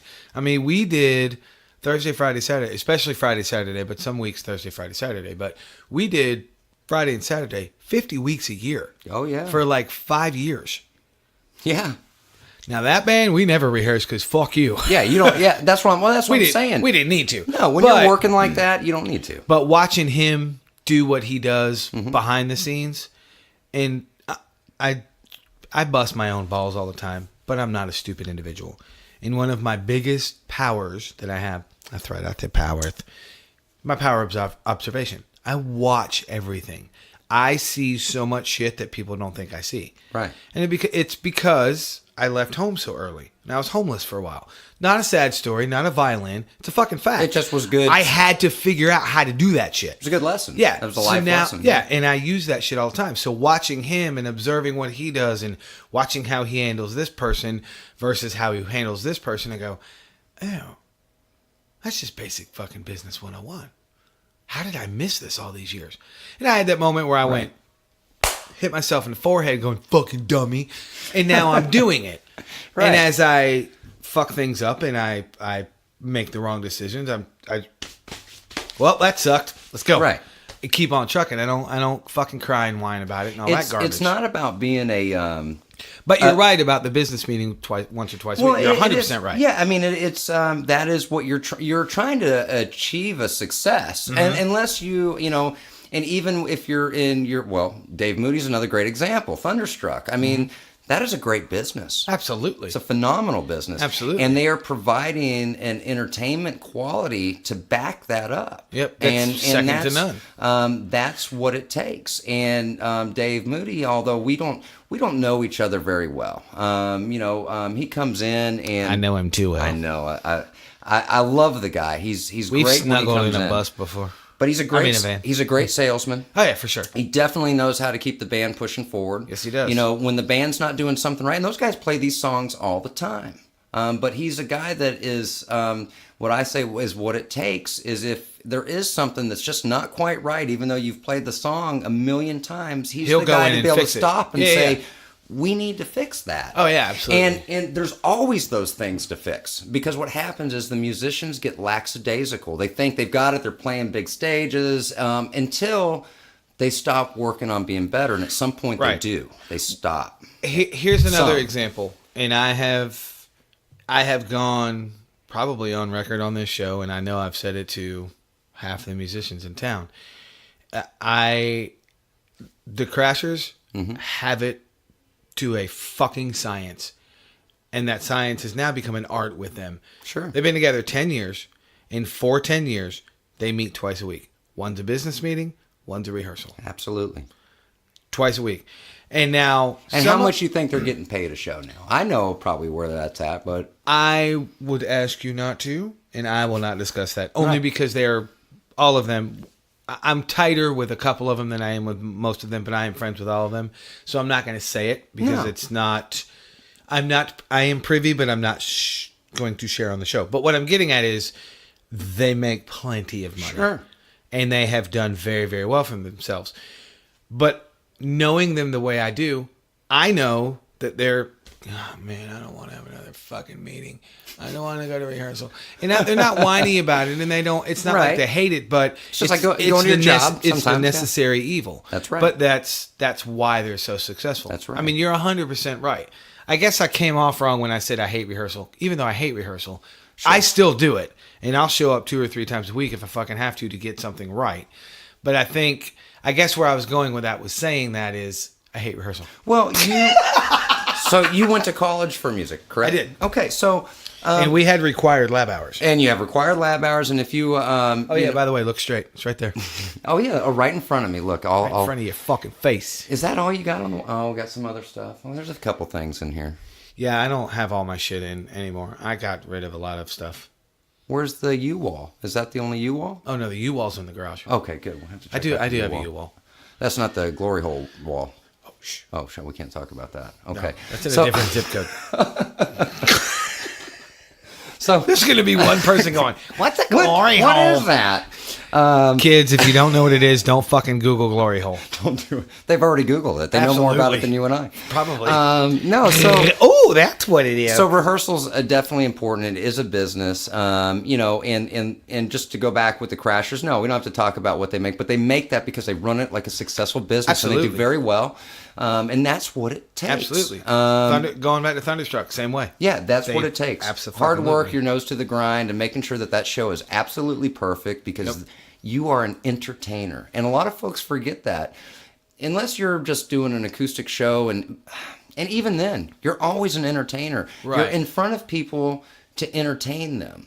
Yep. If you play at home and you're recording for yourself and it's your hobby to write music and do your own thing, that's one thing. Right. But if you're taking it in front of a crowd and you expect it to be received well, most of your crowd is there to be entertained. That's why they've shown up, and it takes a lot of hard work to make sure that you can provide them that entertainment. Right. And I think and I don't want to go down this rabbit hole because if we do, we'll be here for hours. Sure. But I think there is a line that people... I shouldn't even say line.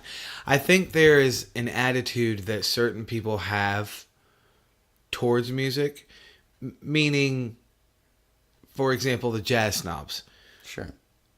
I'm in it for the music and my listeners are serious.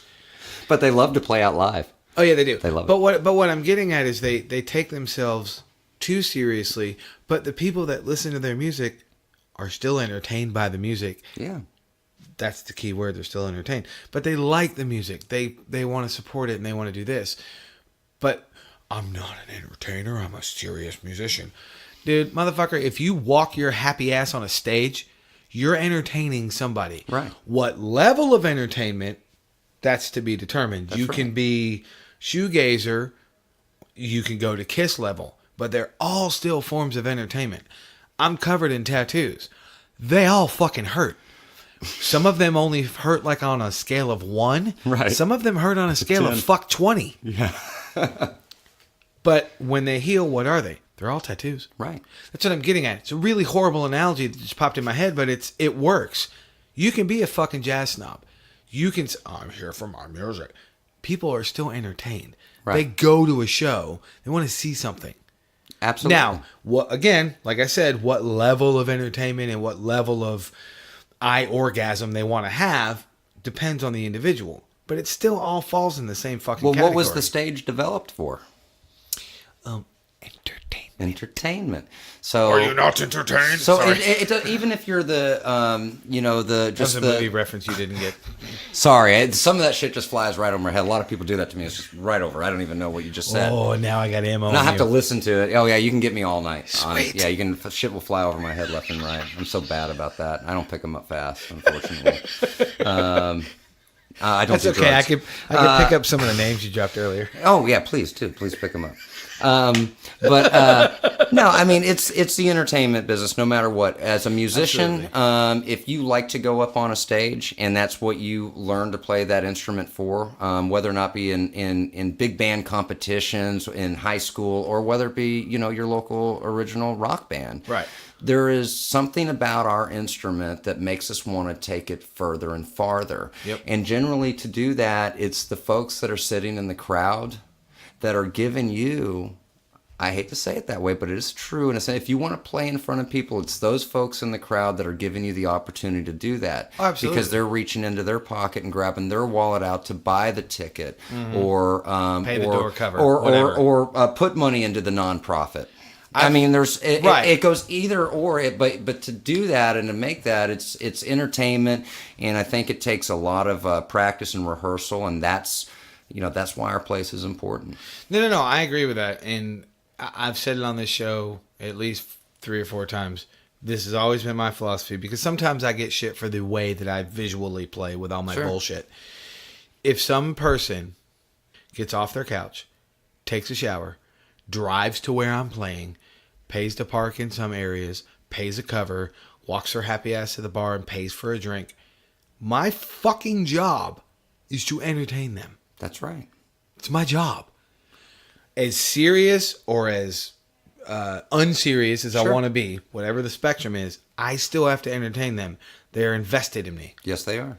It's a business like no other. Absolutely. Just like when they taught us in high school or college, is practice does make perfect. That 15 minutes a day is extremely important, no matter how far you go and how old you are. Oh, for sure. You never need to stop practicing. I don't care. I need to practice because my double strokes suck. I figured that out last night. I was like, wow, I can't do double strokes worth of shit anymore. And I teach every day. Well, then you don't want to hear my double stroke. I'm going to have to come in there and we don't even want to, I shouldn't have to come in your room and talk about double strokes. It's a really weird conversation. Let's just go back to teabagging your drum set and talking about the studio. So, let's teabag my double strokes with a glory hole. So there's so many things we have to talk about here, and I've got this piece of paper. Right? Let's move on past the glory holes and double strokes. The entertainment industry and what rehearsal is a major part of that. It is. So. And I also, one of the other things too that I like about, I'm just going to call it your place. It's just sitting in front of me. Thanks. One of the other things I like about your place is what I did yesterday. I got a call on Monday to do a show in 3 days on a Thursday, and then another show on Saturday with 4 people I've never met, 4 people I do not know, which is kind of weird, actually, when I think about it. Musicians I don't know. It's kind of odd. And they didn't know me, which was even weirder. Because, remember, I'm the infamous... I'm just kidding. Well, you're the infamous, but that's an awesome thing. We'll get to that. Go ahead. That's an awesome thing. Jesus Christ. Anyway, we threw something together at your place last night, and it was, we're going to have 2 gigs. We're all going to make money, but if you wouldn't exist, we wouldn't have been able to rehearse, because 3 of them couldn't do it tonight because they have jobs. Sure. Or actually 2 of them have gigs, 1 of them has to work. But point is, we had one night, almost not even a 24-hour notice. Right. And we made it happen because you exist. Well, so thank you. On my show, thank you for that's existing. Awesome. That's what it was. That's what it was for. And so I want to kind of take a few minutes on your show. Oh shit. To talk about kind of what I hope for the place.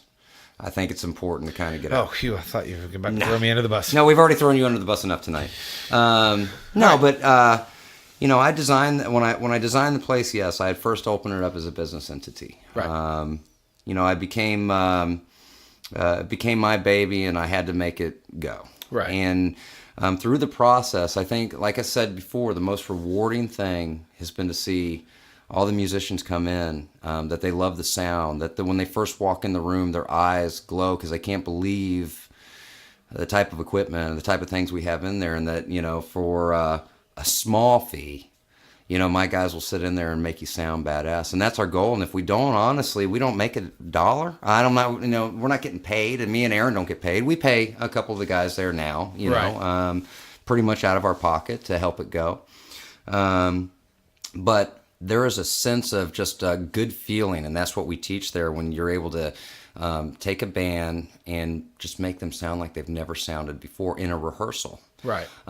It's also a good platform to teach new bands how to be ready for a stage and sound checks and things that are very important. In-ear monitors, we have those there. We teach people about those. And, I wanted to build a community here. Right. I've never made any money, and I don't know that I will make any money from it, but it was extremely important for me to see it succeed. Right. And well, you've definitely made some amazing relationships from what I've seen. Yeah. I'm not talking about me. I swear to God, I've watched you for the past couple of years since we've known each other. Yeah. You've had some amazing relationships come into your life because of LMS. I mean, I think that's cool.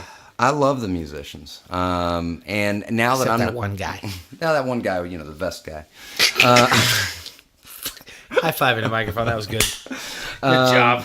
But I do have a passion for them now. So the goal is to, I think you've heard us talk about starting guitar repair, and I think if anybody knows, we had one person that was going to come in there and help, and I think a great tech in town, but that raised some questions because we had brought him on, and we're going to try to do something with a great tech. And some folks, there's some folks that just have things in their personal life that hold them back from moving forward. So we had to kind of think about other ways to bring some money into the studio. Rehearsal does it, but there's nothing, literally I can't work 18 hours a day my whole life to keep it going. Something has to happen. So we are working with John Shadowan and hey John, what you doing? and love John. A couple of folks to start our guitar repair. They're going to handle a lot of this for us.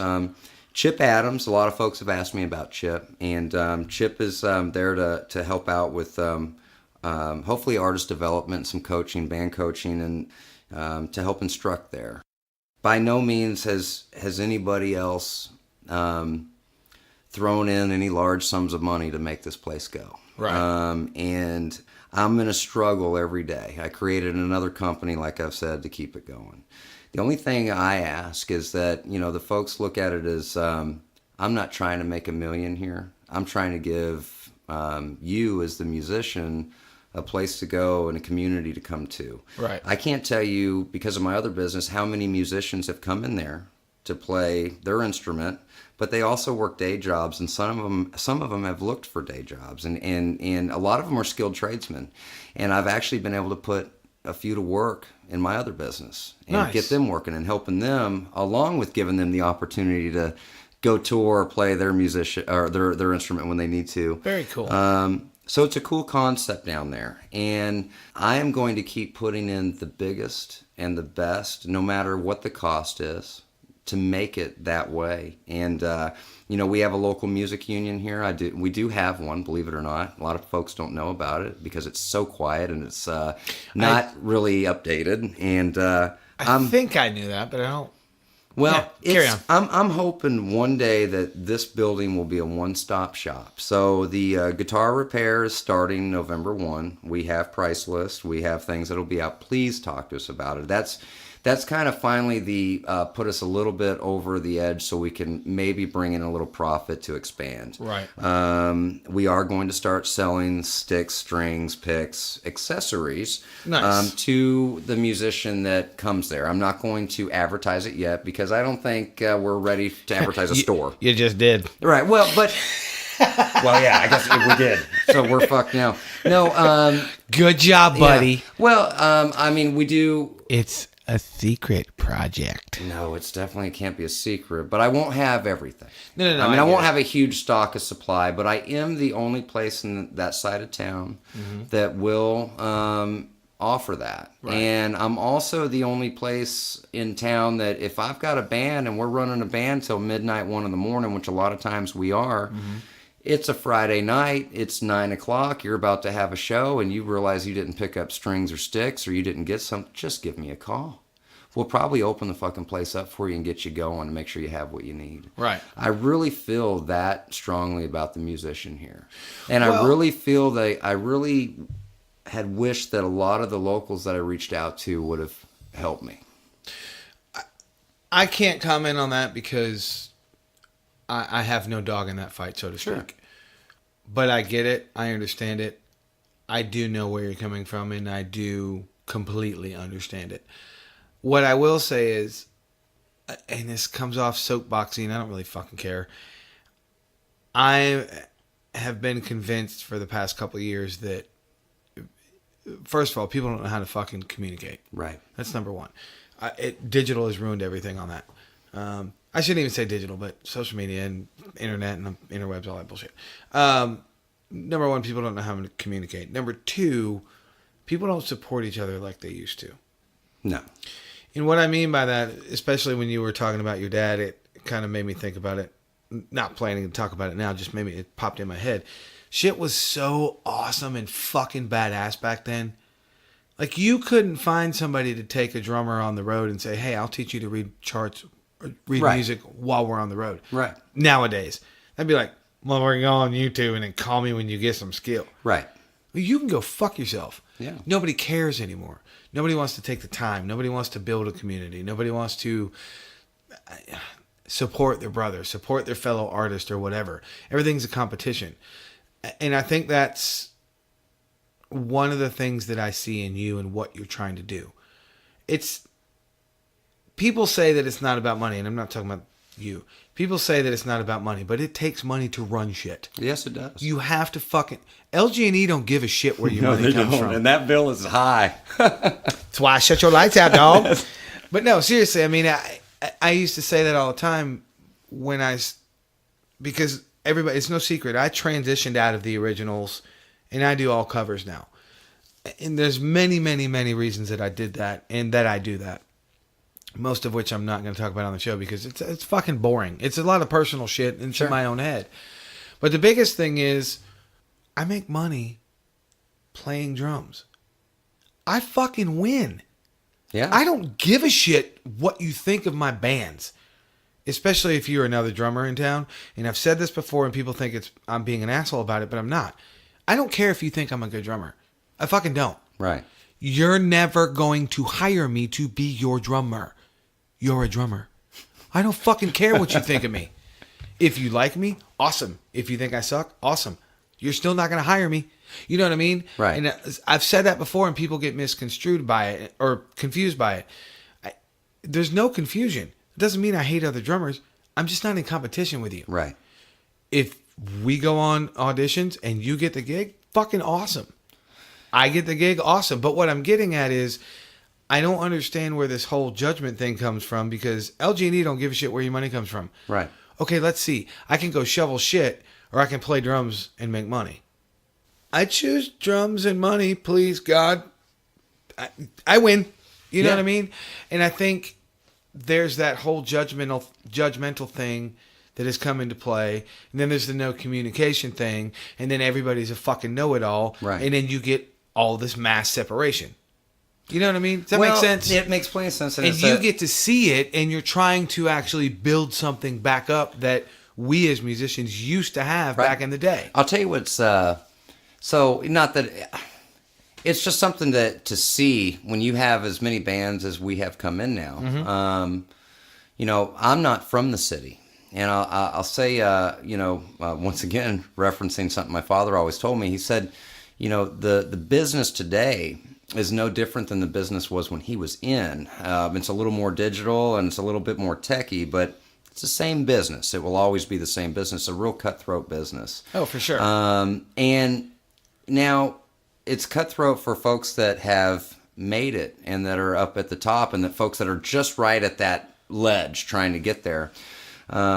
What I see come through, and we see it a lot, is there are lots of, not lots, but there's probably a handful of cliques in the city. For sure. Okay? I've talked about that on the show. And yeah, and I've gotten shit for it because I've said it. Sure. There's cliques. It's not that and I don't mind them, and I don't judge any of them. What I like about some of them judge me. some of them, some of them are very judgmental. Some of them, it's bad. No. Sorry, go ahead. This just a side note for me, not and this is why I just want everybody to know, as far as being the owner at the place, like, I don't have a music clique. I'm not from the area, so that's super cool in itself, because I don't, I don't take care of someone more than I take care of somebody else at my place. Right. Everybody comes in and gets the same treatment. I never want anybody to feel except me. You teabag my drums. Well, I let other people teabag your drums. Oh. Now, I'll teabag them at some point, but right now it's funny just to let other people teabag them for me. Right. No, but it's... By the way, I found your cymbal stash the other day. I'd quit running your mouth if I was you. Luckily, I'm not playing anymore. Damn it. But I actually might end up using them again, so you never know. Take care of them for me. Leave something on there for me. Little surprise. Take a picture too. I thought I had something there, and it just backfired. Damn it! No, go ahead. No, but the clique, the different cliques that come in, you can definitely see which cliques are which. Mm-hmm. And what's cool though about what we've designed over there is, it seems the way we are with all the bands. When they walk in, it's almost like that goes out the window. One, because I don't cater to different cliques or communities. Or, right. I just don't. I don't cater to that. Everybody is equal, and I want, from the kid that doesn't know what he's doing, he's learning for the first time, I don't want him to feel nervous and walk into my place and shake your hand and you tell him, lose the vest. Oh. You know what I mean? I had to get that one in there. Perfect. You don't want that to be. I wish I had a camera because I'm scrunching up my face like I just smelled a pile of dog shit. You don't want that to be first impression. You got me, dude. I know, I love it. And I can just keep doing it, and you're going to get me too for a long time. Well, there's going to be plenty to get each other on, I promise. No, but that's probably one of the biggest issues I'm trying to take out of my studio, at least. Right. I kind of know who the different groups are, and I treat everybody equally, and that's what I love. And I want people to feel that way when they come in. We're not catering to anybody. Nobody's going to ever at my place get, even you, Stephen, are not going to get jumped to the head of the line in a rehearsal because of who you are. It is always going to be first come, first serve, whether or not it's some new band from the garage or whether or not it's, Dave Moody and his guys. I mean, if they're scheduled, and there's been word. I only say that because people have made mention of our big box store, and that folks that work there used to be cater to their friends rehearsing there, and you could never get in. And we're not going to do that over here. It's always first come, first serve, and everybody's treated the same, whether or not you're on the road in a tour bus, right, or you're the guy coming out of your garage to play. Now, I've noticed a little bit of that because I'm not there all the time, obviously, like you are. That goes without fucking saying. But what I have noticed exactly what you're talking about. You have people that you're closer to personally that happen to play. Yeah. But that has nothing to do with them renting a room or doing the whole hourly rehearsal. And as far as me going to the head of the line, I have a monthly room, so I can go in there whenever the fuck I want. I'm going whenever I want. Yeah. And that's the beauty of having that. Here, and I'm going there fucking now. And I'll go behind you and teabag your drum set when we get there. We got to at least do that. Oh, no, fuck that, because I'm going to go in first, just because I drive fast. Total. I can't even make these lies up. Everybody knows I drive like Miss Daisy. No, but it's, I just want it to be open for everybody. Right. I'm not going to tailor to anybody, and I know we keep referencing him because I do think he's a great business guy, and I think he's done a lot of good for himself. And the interview he had with you was amazing. So Dave Moody, once again, I do reference back to him because there's a funny story about him. So when he first came into the studio, not being from here, not getting involved in cliques and who's who of the town, Right. I didn't know who Dave Moody was. I've heard the name, but I didn't know who Dave Moody was. Right. And my guys are like, well, we got to do this. Dave Moody's coming in. I'm like, well, who's Dave Moody? Well, he plays bass for, Billy Ray Cyrus. And I'm like, well, okay. Well, a lot of people play instruments for a lot of people. True. And everybody should be treated the same and I'm going to give you the same, make you sound good in the PA. My guys are going to make you sound good in the PA. It's important that everybody's treated the same. And, I don't want any chips on any shoulders. And because it is my place, I've never had to do it. But if I have somebody come in there with that's not the type of person that I want in there. It's a place for every musician.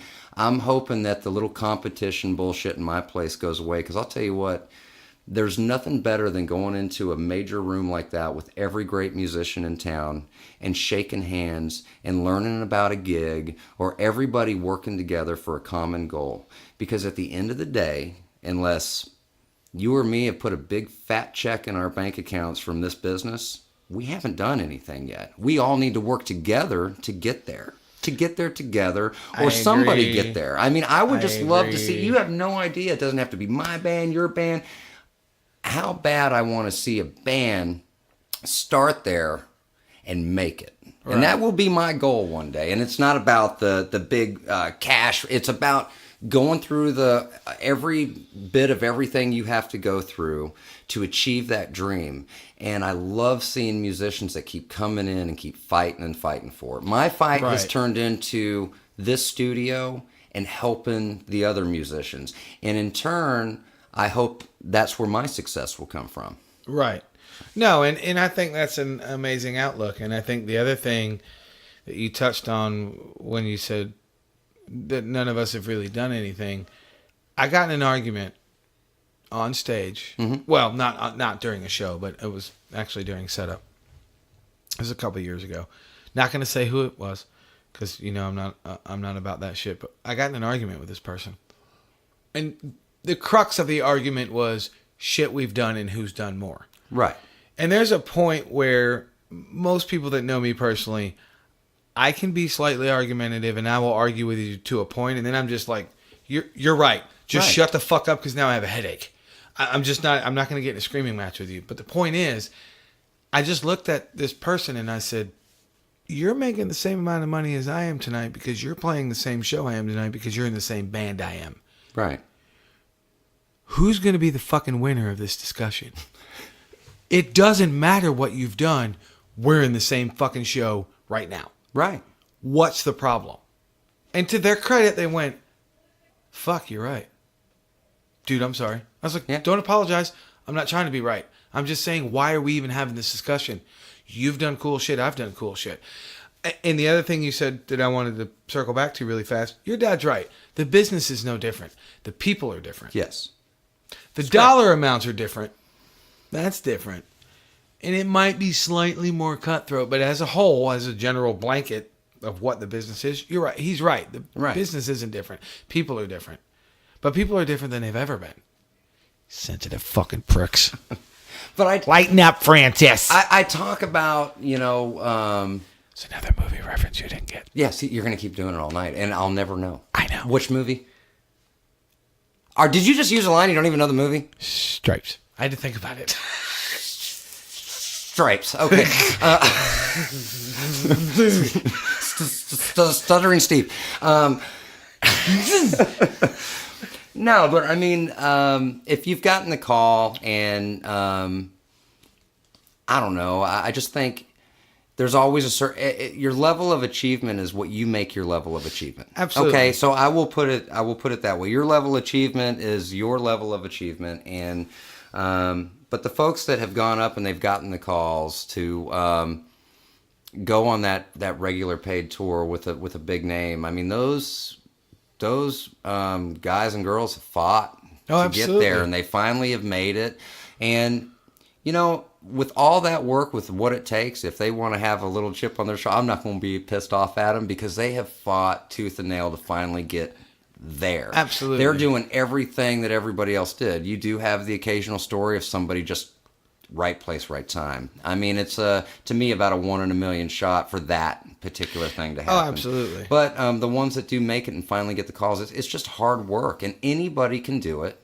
I think it is about being humble. It is about being good at your craft.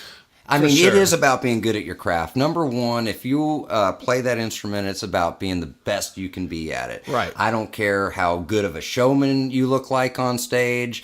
If the technical ability and the good playing ability is not there and the rehearsals aren't there, none of it's going to matter. If that's there, that groundwork is there, and then you can, work stage presence and work different things and just keep fighting and working. Don't be lazy. You're not there until you're there. I agree. I look at it basically the same way with a slightly different twist. I've always said that the music is the easy part. And what I mean by that is it's not easy to play. Right. But it's everything that goes around it. When you get to the music, that's the easy part. Right. It's the planning. It's the business end. And again, like I said earlier, the last 4 or 5 years, I'm really learning about the business part. But I've always known it's there. I'm not dumb. Right. But it's the planning. It's the business part. It's what's your direction? What's your step goals? How are you going to get there? What's the vehicle? And I don't mean the literal vehicle, but what's the vehicle you're going to use to get where you want to go? Right. Where's your genre? Are you doing covers or all these decisions? When you finally get to the music, that part's if you know how to play your particular instrument. That's the easy part. You spend all that time for 30 that. minutes Yeah. in front of a great crowd. Yeah. And you love it. And Yeah. you may have not have made a damn dime. Right. And there was so much drama in the middle of trying to get there, too. There's always a bunch of shit. And we might not even get paid. Fucking drama. But it's still very humbling to have the opportunities to play shows like that. And to even everything that goes into it, it's worth that 30 minutes, if that's what it is, or that 4-hour set if you've been working up to playing a 4-hour cover gig. Any show that you're working to play, right, or working up to play is worth it. I'm in a unique position because, and I've never thought about this until you just said it. I'm in a unique position because in an original band, not the same band, but over time, I have opened for national artists in front of 5, 6, 7, 8, 9, 10,000 people. Yeah. I have also done the same thing in cover bands, and that just dawned on me. I've never put that together. Absolutely. See, I told you, kids, I'm really fucking stupid. But it's cool because I've done both. Yeah. And I've opened, in my cover bands, I've opened for massive country bands in front of 10,000 people on 4th Street. Oh, yeah. It's an amazing feeling. It's an amazing feeling. But the reason I brought it up when it clicked in my head is because the feeling itself of getting there on the original side and on the cover side, for me personally, being behind my drums and seeing that through my eyeballs, both times, it didn't matter what I was playing. I was there. Worth all the bullshit. Yes, it was. No, it's an amazing feeling. And that's what it's all about. And that's what I've kind of created with the place. And that's what I hope to promote and push out. I ask everybody that comes in there, they come in there with an open mind. They are not nervous about walking into some kind of professional place. Know that we're building and expanding, and there's some things on the horizon coming, in November. And it really is set to help the musician. Right. And I hope to have somebody really do something big and successful out of there. Not for my name, but just so we can say, man, we got to watch them. Oh, for sure. From the start to the end. What an amazing accomplishment. Oh, absolutely. And it's so hard to do it. And I think the first part of doing that is walking into a place, leaving the ego and the attitude at the door, and walk into my place and just really work on your craft and be humble and meet people. And I think we really can build a fucking awesome community here. I think so too. I really do. This is an amazing. I fell in love with Louisville because to me it was the crossroads of everywhere I wanted to play. Right. So if anybody tells me, especially in original bands, I always go to original because I always mainly did original bands. Right. So when somebody tells me, there's no fucking place to play, Phoenix Hill's gone. What a crock of shit. You are in Louisville, Yep. You're an hour and a half from Cincinnati. Yep. You're an hour and a half from Indianapolis. Yep. You're 2.5 hours from Nashville. Yep. I mean, drive 4 hours and go to St. Louis. Think about it. Chicago. I mean, I lived in Gulfport, Mississippi. We had you want to talk about nowhere. I'm in your choir, Nowhere. Pastor. Keep preaching. Yeah, nowhere. One of the arguments that we got into in Heaven Hill, I wanted to do the Creed Circle. Yeah. And after I got picked on or berated or laughed at, which is all true. I mean, deservedly so. I said the word Creed. But jokes aside, the Creed Circle is the most genius fucking DIY. What is it? DIY? DIY? Thank you. Do it yourself? Yes. Yes. I do your in-self. Do yourself. Because I don't know how to fucking do acronyms. No, but it's the most ingenious DIY that has ever existed from a band. They lived in an area that was centrally located like Louisville is. Yeah. Except it was in Florida. And they just kept running a circle. And every 3 or 4 months, they would make the circle bigger. If you could look at it on a map, kids, is what I'm talking about. And they would make the circle bigger. And then they would make the circle bigger. And before you know it, they had this fucking regional tour going, selling shit tons of records. And the record labels went, what the hell's going on down there? And guess what? They got signed. And I don't give a fuck if you like them or not. Me personally, I do not enjoy them. But I do not think they suck because I don't say anybody sucks. I don't care if you like them or not. Motherfuckers sold records. Yeah. And they sold a goddamn lot of them. Yes, they did. A shit ton of them. Louisville is the perfect place to do a Creed Circle. Oh, it's perfect. It is I've been saying it for so long. I wanted to do that so bad in Heaven Hill, and it got shot down. Now, I don't think it got shot down because I used the Creed thing. I think a lot of it, and Chris Evans, who was in that band, and Chuck Willis, who was in that band, have been on my show. We've talked about it on the show. A lot of it was ego, and a lot of it was because I'm not from here. Yeah. Those guys were complacent and kind of happy to be big fish in a small pond. And they were afraid to go out of the comfort zone in fear of failure. Right. And we've all talked about it, so I'm not throwing anybody under the bus. But I bring that up because the other issue with Louisville, which is why I like what you're doing, now, especially now that I know you, the other issue with Louisville, besides the clicks, is the musician politics. It's fucking brutal here. I've lived in a lot of cities. It's fucking brutal here. You want to hear something else funny that my old man always said? He said, don't get wrapped up in your local music scene, David. He said that to me all the time. And here I am running a fucking studio. And he said, it's always the same politics and stupid bullshit. That's why I'm not in the local music scene. And because and that proves a point to me that, he was, 70, I'd be 76 this year.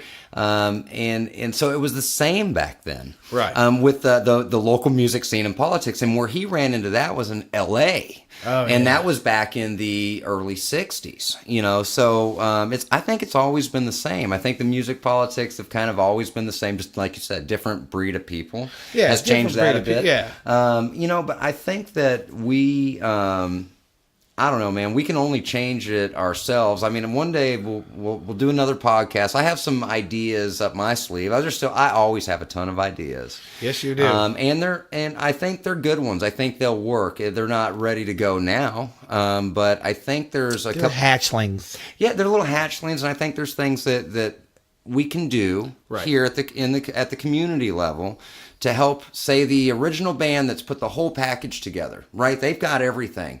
They don't have a big budget. They don't know anybody. Right. They don't have any connections.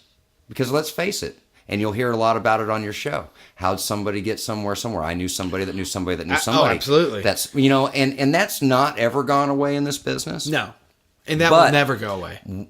Nobody has ever put something in place to help that musician that doesn't know anybody but might be the best fucking musician in town. Yep. And so I've got some tricks and stuff up my sleeve that I hope to do that with one day. And we need to talk more about it because I'd love to have an open discussion and get feedback and questions on something I'm thinking about. So I'm going to leave that as the little secret weapon I hope at some point we'll talk about. And I think if you had the right community outreach and the right musicians and everybody stopped with the I'm better than you at this, or I've done more than you at that, and it's a competition here, and my band plays here and yours can't. And I mean, I hear it. I don't get involved in it because that's not my job. Right. My job is to be a good steward for all of you and not go in any one direction. And but I think there's something that we could all do. All the best musicians in town, if I could get everybody in one fucking room with no drama, I bet we could definitely put it together. And I bet we could definitely get a band that doesn't know anybody or that doesn't have any type of connection and opportunity. Because to me, that's what it's about. Because I've been at the struggling level with no fucking connection, not knowing this, not knowing this person, not able to get through this. Now, I'm pretty good at what I do, so I can get through the gatekeepers and get to where I need to be. Right. But there's so many folks that aren't that way. So I'm hoping my place is going to kind of be more of a steward towards them at some point and help them move along. Just, they don't have anybody. No, and that's awesome. I because I'm an arrogant prick. No, I'm just kidding. You're such an arrogant prick. Because I've talked about this before. One of the things I have always said, which there's nothing I can do about it now. One of the things I've always said is if I would have ever gotten the opportunity, or if I would have ever seen the opportunity, maybe it was there and I missed it. Yeah. It's entirely possible. And I got just my shoe in, and the right people saw me and saw what I do, my life would have been completely different. And I don't say that in a complaining way. I say it because I agree 1,000,000% with what you're talking about. Look, I'm really good at what I do. I know that. I'm good at one thing, though. I'm good at playing drums. The rest of it I'm figuring out as I go. And the only reason I phrase it that way is I've gone a lot of fucking years with, I'm good at this. What do I do with it? Right. Exactly what you're talking about. There's 1,000,000 fucking kids that are like that right now. Oh, man. There's probably 1,000 in Louisville. Oh, yeah. To exactly what you're talking. They're amazing at their instrument. And it's not an intelligence thing. It's just, how do I do this? Right. Somebody fucking help me. Because, and listen, this is not poor pitiful Steven. My shot's gone. I'm 43 years old. There ain't no bands coming fucking looking for me. And that, granted, I haven't lost a step. I can still play just as good as I could 20 years ago. But the way the industry is and the way the internet and all that bullshit is, my phone ain't ringing. Right. I have to make my own shit. And I'm fine with that. When I realized that, I crossed my eyes and I cried for a while. But I'm fine with it. But Steven, you just got done telling me you were in my place with 3 guys you didn't know because they needed you for the job. Right.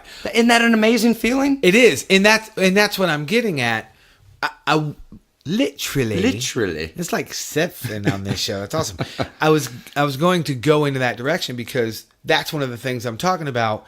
When you have all these young cats and these guys coming up, no matter what their instrument is, doesn't matter. You have all these guys coming up. You know what? I'm busy that night, or I've turned down gigs because I'm not the right drummer for the music. Right. I'm straight up fucking 1,000,000% honest about that. That's a jazz gig. I'm not your guy. Call this guy, that guy, or that guy. Don't call me. Right. I will butcher your songs. I will butcher your shit. You're going to be pissed. We're going to be bitter enemies, and one of us is going to want to kill the other one. You probably me first, but there's that thing where, you know what? I can't do it, but guess what? I know this fucking kid. Right. It's over at LMS. He's a monster. Call this kid. Isn't that amazing? Yes. Yeah. Yes. I'm all about that. That's why I've taught for so long. Yeah. It's because, and if any of you motherfuckers email and say, no, they can't teach, I will find you and stab you in the eye. I'm good at both. I'm a better drummer. But to build that community and have that support from whoever it is, a you, a me, a Chip Adams, John Shadowan, Ronnie Watchmaker, Dave Moody. Doesn't matter who it is, but to have that support system and help the next generation, so to speak. Yeah. And this is, I swear I will not go down this road. But if you look at music, the state of music as a whole, the next generation, y'all kind of suck. As people. As people. Dramatic pause on purpose. But Great musicians, though. Great musicians. Oh, my gosh. But as people, you suck. Get off your fucking couch and go do some shit. See, I use my own tagline on my show. See how I did that? You like that, don't you? I'm getting kind of good at this thing. I'm better after a goddamn year. But seriously, the next generation, they're not of musicians. I'm not talking. I'm not doing the whole millennial bullshit and all that stuff. They don't try as hard because everything is at their fingertips. We didn't have that. We literally, figuratively, legitimately had to work our asses off because we didn't have it in front of our face. Right. That's why I say that. That's why I say you guys suck. Not because you're fucking stupid and lame. You just don't know any better. You don't have to work for anything. You really want to fuck up this generation? Tell them to write cursive and drive a stick shift. That's right. They're not even teaching cursive anymore. I got a daughter in school that's not even learning cursive. I was like, what the fuck? That's what's going on. Yeah. I guess, do we really need... Well, you know what? I went in the military. They taught me how to write everything in big block letters. I guess I wasted all that fucking time in cursive. Maybe it is a waste. I do get the point. Yes, I do understand. Yes. Damn it. That was a good one. You know it was a good one. It was a good... But over my head. It's all over my head. It's not over your head. You're that sly fox that's way smarter than you think you are. The generation... God, these kids that are coming in now. And that's the thing. So... I love playing drums. That's why I do all, just because I love it. You know, I think I love the show and the live performance of him. That's my favorite part. And but what's become more of my favorite part is taking care of the musician. Right. I wasn't the professional go down to Nashville, try out drummer and get the job. That wasn't what I did. Right. I truly loved the instrument. I love making music. Right. And I love helping develop. I mean, I love pushing a band forward. Right. It's an amazing feeling. I'm not afraid of gatekeepers. I'm not afraid to talk to, executives. Now, there's a way to do it and a way not to do it. You get the what I call that you got to be careful in your management skills. I'm sure at some point you've probably had an original band manager that has helped you. Oh, yeah. And normally we get somebody to do that because we don't fucking know what we're doing, and we don't have time to take care of all that shit, but it needs to be done. And normally it's somebody volunteering. Right. It's hard to get through the gatekeepers as that person, unfortunately. You can't make it through the gatekeeper. You're going to act like that just didn't happen? Well, I mean, were we really going to stare down? I mean, it's just what is that? It's a floor mat. What are we talking about? Let's break. Well, we can't break yet because... The floor mat is important. Why are we on a floor? Your floor mat fell over. Yes. While I'm in mid-conversation. Yes. It was like squirrel to you. You were like, squirrel! You looked over. But it was super slow. It just kind of went from midnight to 6, but like super slow. And the reason the floor mat is important is because my very first hang that I had in here, I didn't move the floor mat. And Dave Hoback had on big Harley boots. And the whole time he kept clippity clip clip clip bouncing his heel as drummers want to do with the microphone sitting on the plastic floor mat. So now whenever the plastic floor mat does something fucking weird like fall over by itself, well, you've got it halfway leaned up on a chair. And now the cat has something to play in. Oh, that's Sebastian. I mean, Sebastian's here. Yeah. So whenever the floor mat does something weird, I have to tell my listeners.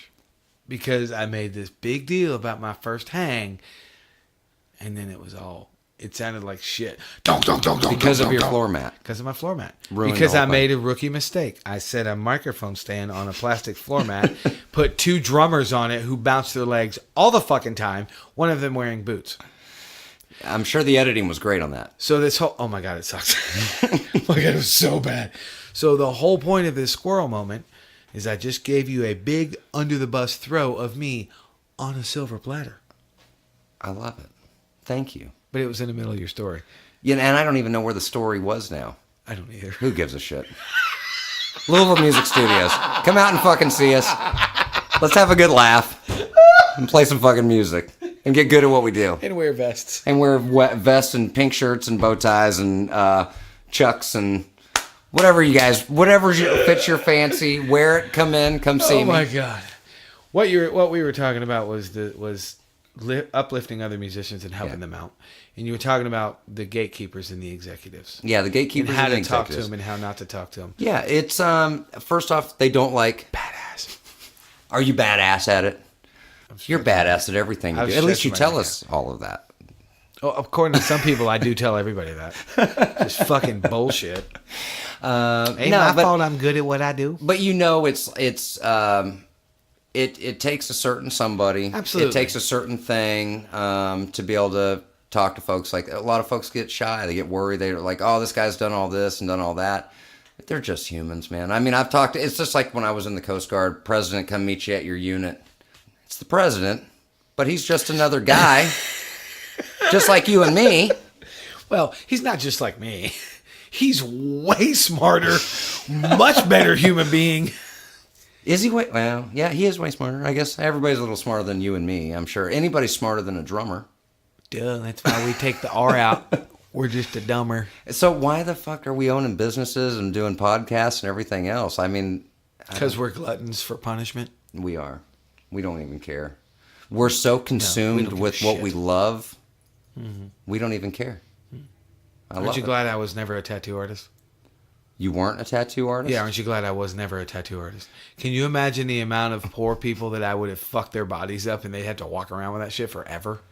Well, I mean, I'm sure with as good as you became at playing drums and the way you talk about playing drums that you would have done the same in tattooing. Probably, but here's what I never talk about, how bad I sucked when I started. Woo! We all suck. It was brutal. Hey, man, I still got to get lessons from you.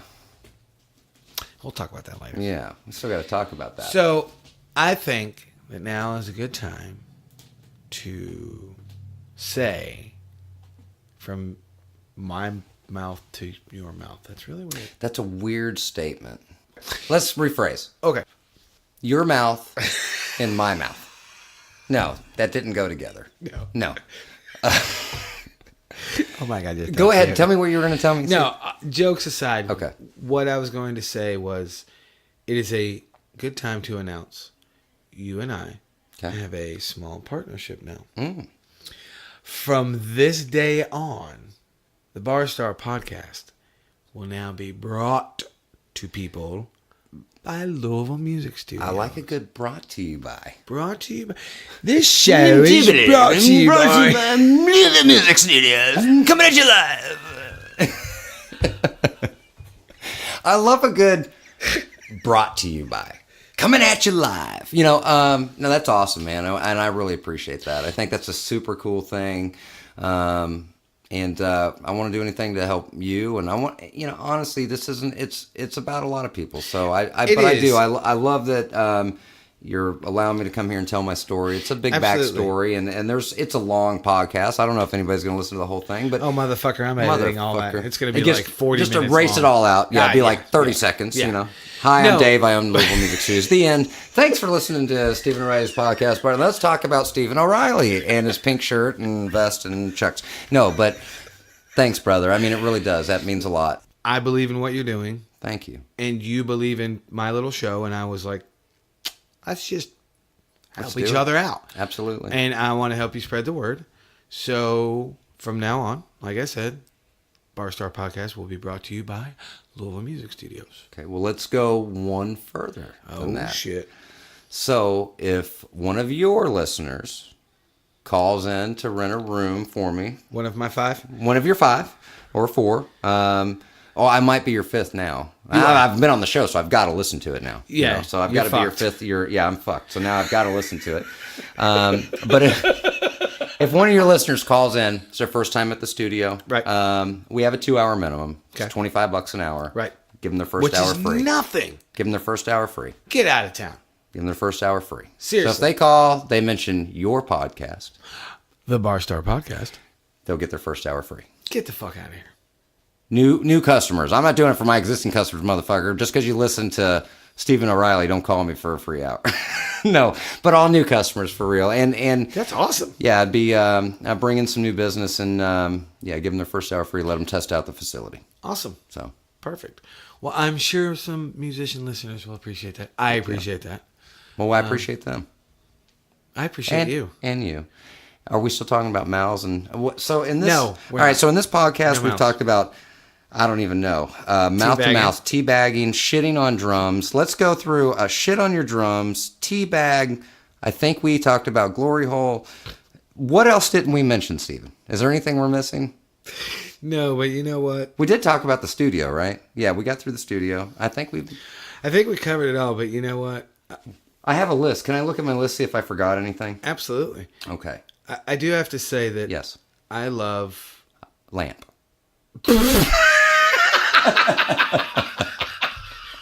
I love Lamp, too. Tell me, Steven. I love laughter.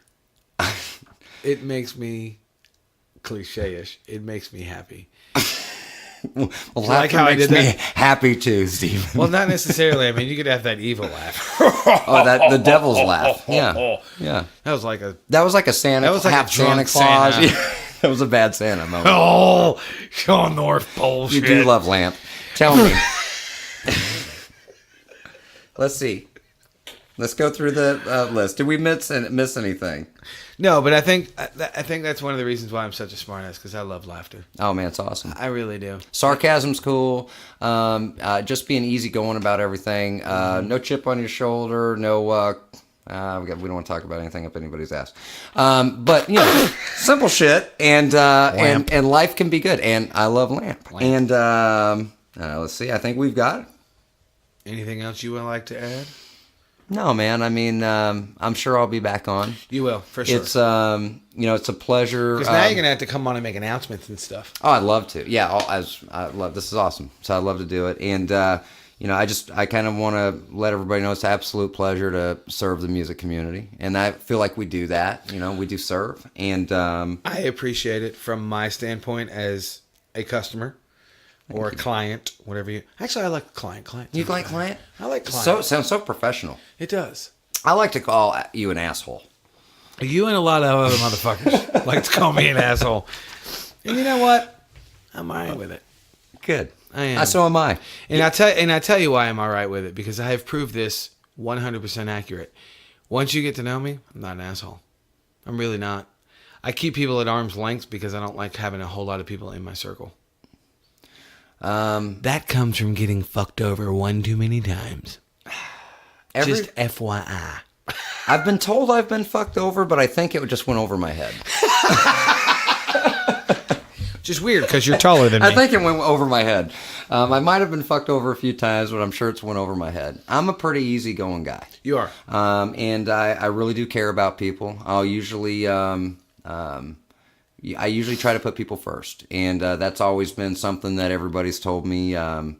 Sometimes people tell me, "Oh, you put too many other people first," but I do love doing it. It makes me happy to help somebody else out if I can. And I'm not the know-all of know-all. I do know some folks in this business locally. No, I tried to kind of get into the local area, and it didn't work out in the beginning. So now I'm over at the studio, and people are kind of coming my way now, and I'm open to reshaking hands, and I'm open to having conversations, and I'm open to expansion, and anybody that wants to come in and talk to me about it. Jokes aside, for you and I to even have the relationship we have now, given our first meeting, you're one of the most easygoing motherfuckers ever. I try to be. Because, first of all, again, I don't remember it, so I'm sorry. But...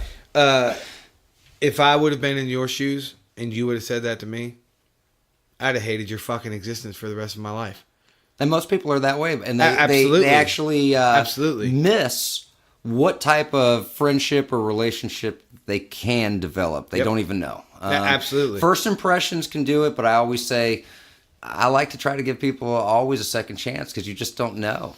Or you take something the wrong way. And you know what? That night, I could go back. We were having a bunch of jokes about it, but I know you were being kind of a sarcastic prick. Not that the band wasn't good or this or that. It's just something you said.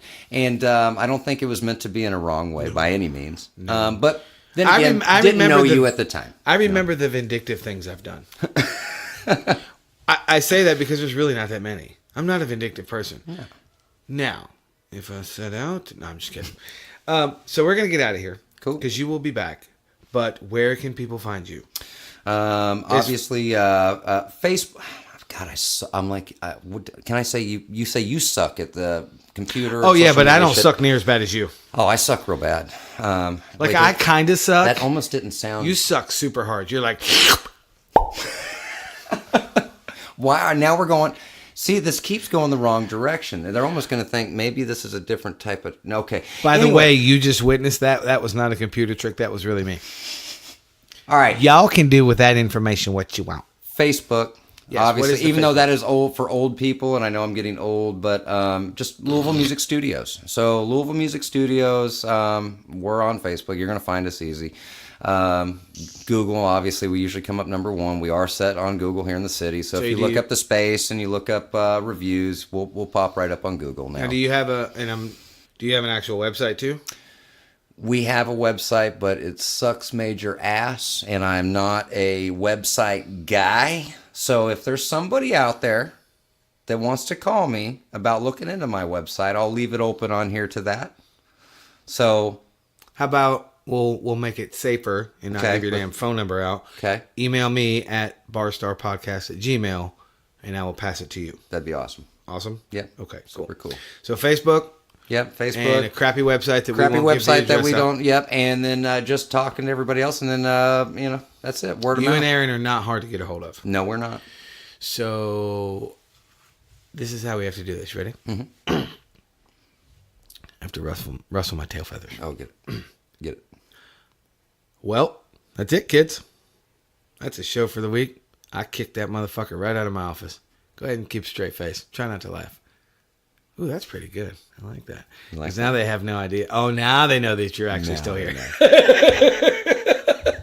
Brother, thank you for coming and hanging out. Absolutely. Thank you for sponsoring / bringing my show to people and helping me out here. Our pleasure. And hopefully I can help you out in the same way, which I think we will. Our relationship will be mutual beneficial. Especially when we're talking about everything we've talked about on this show.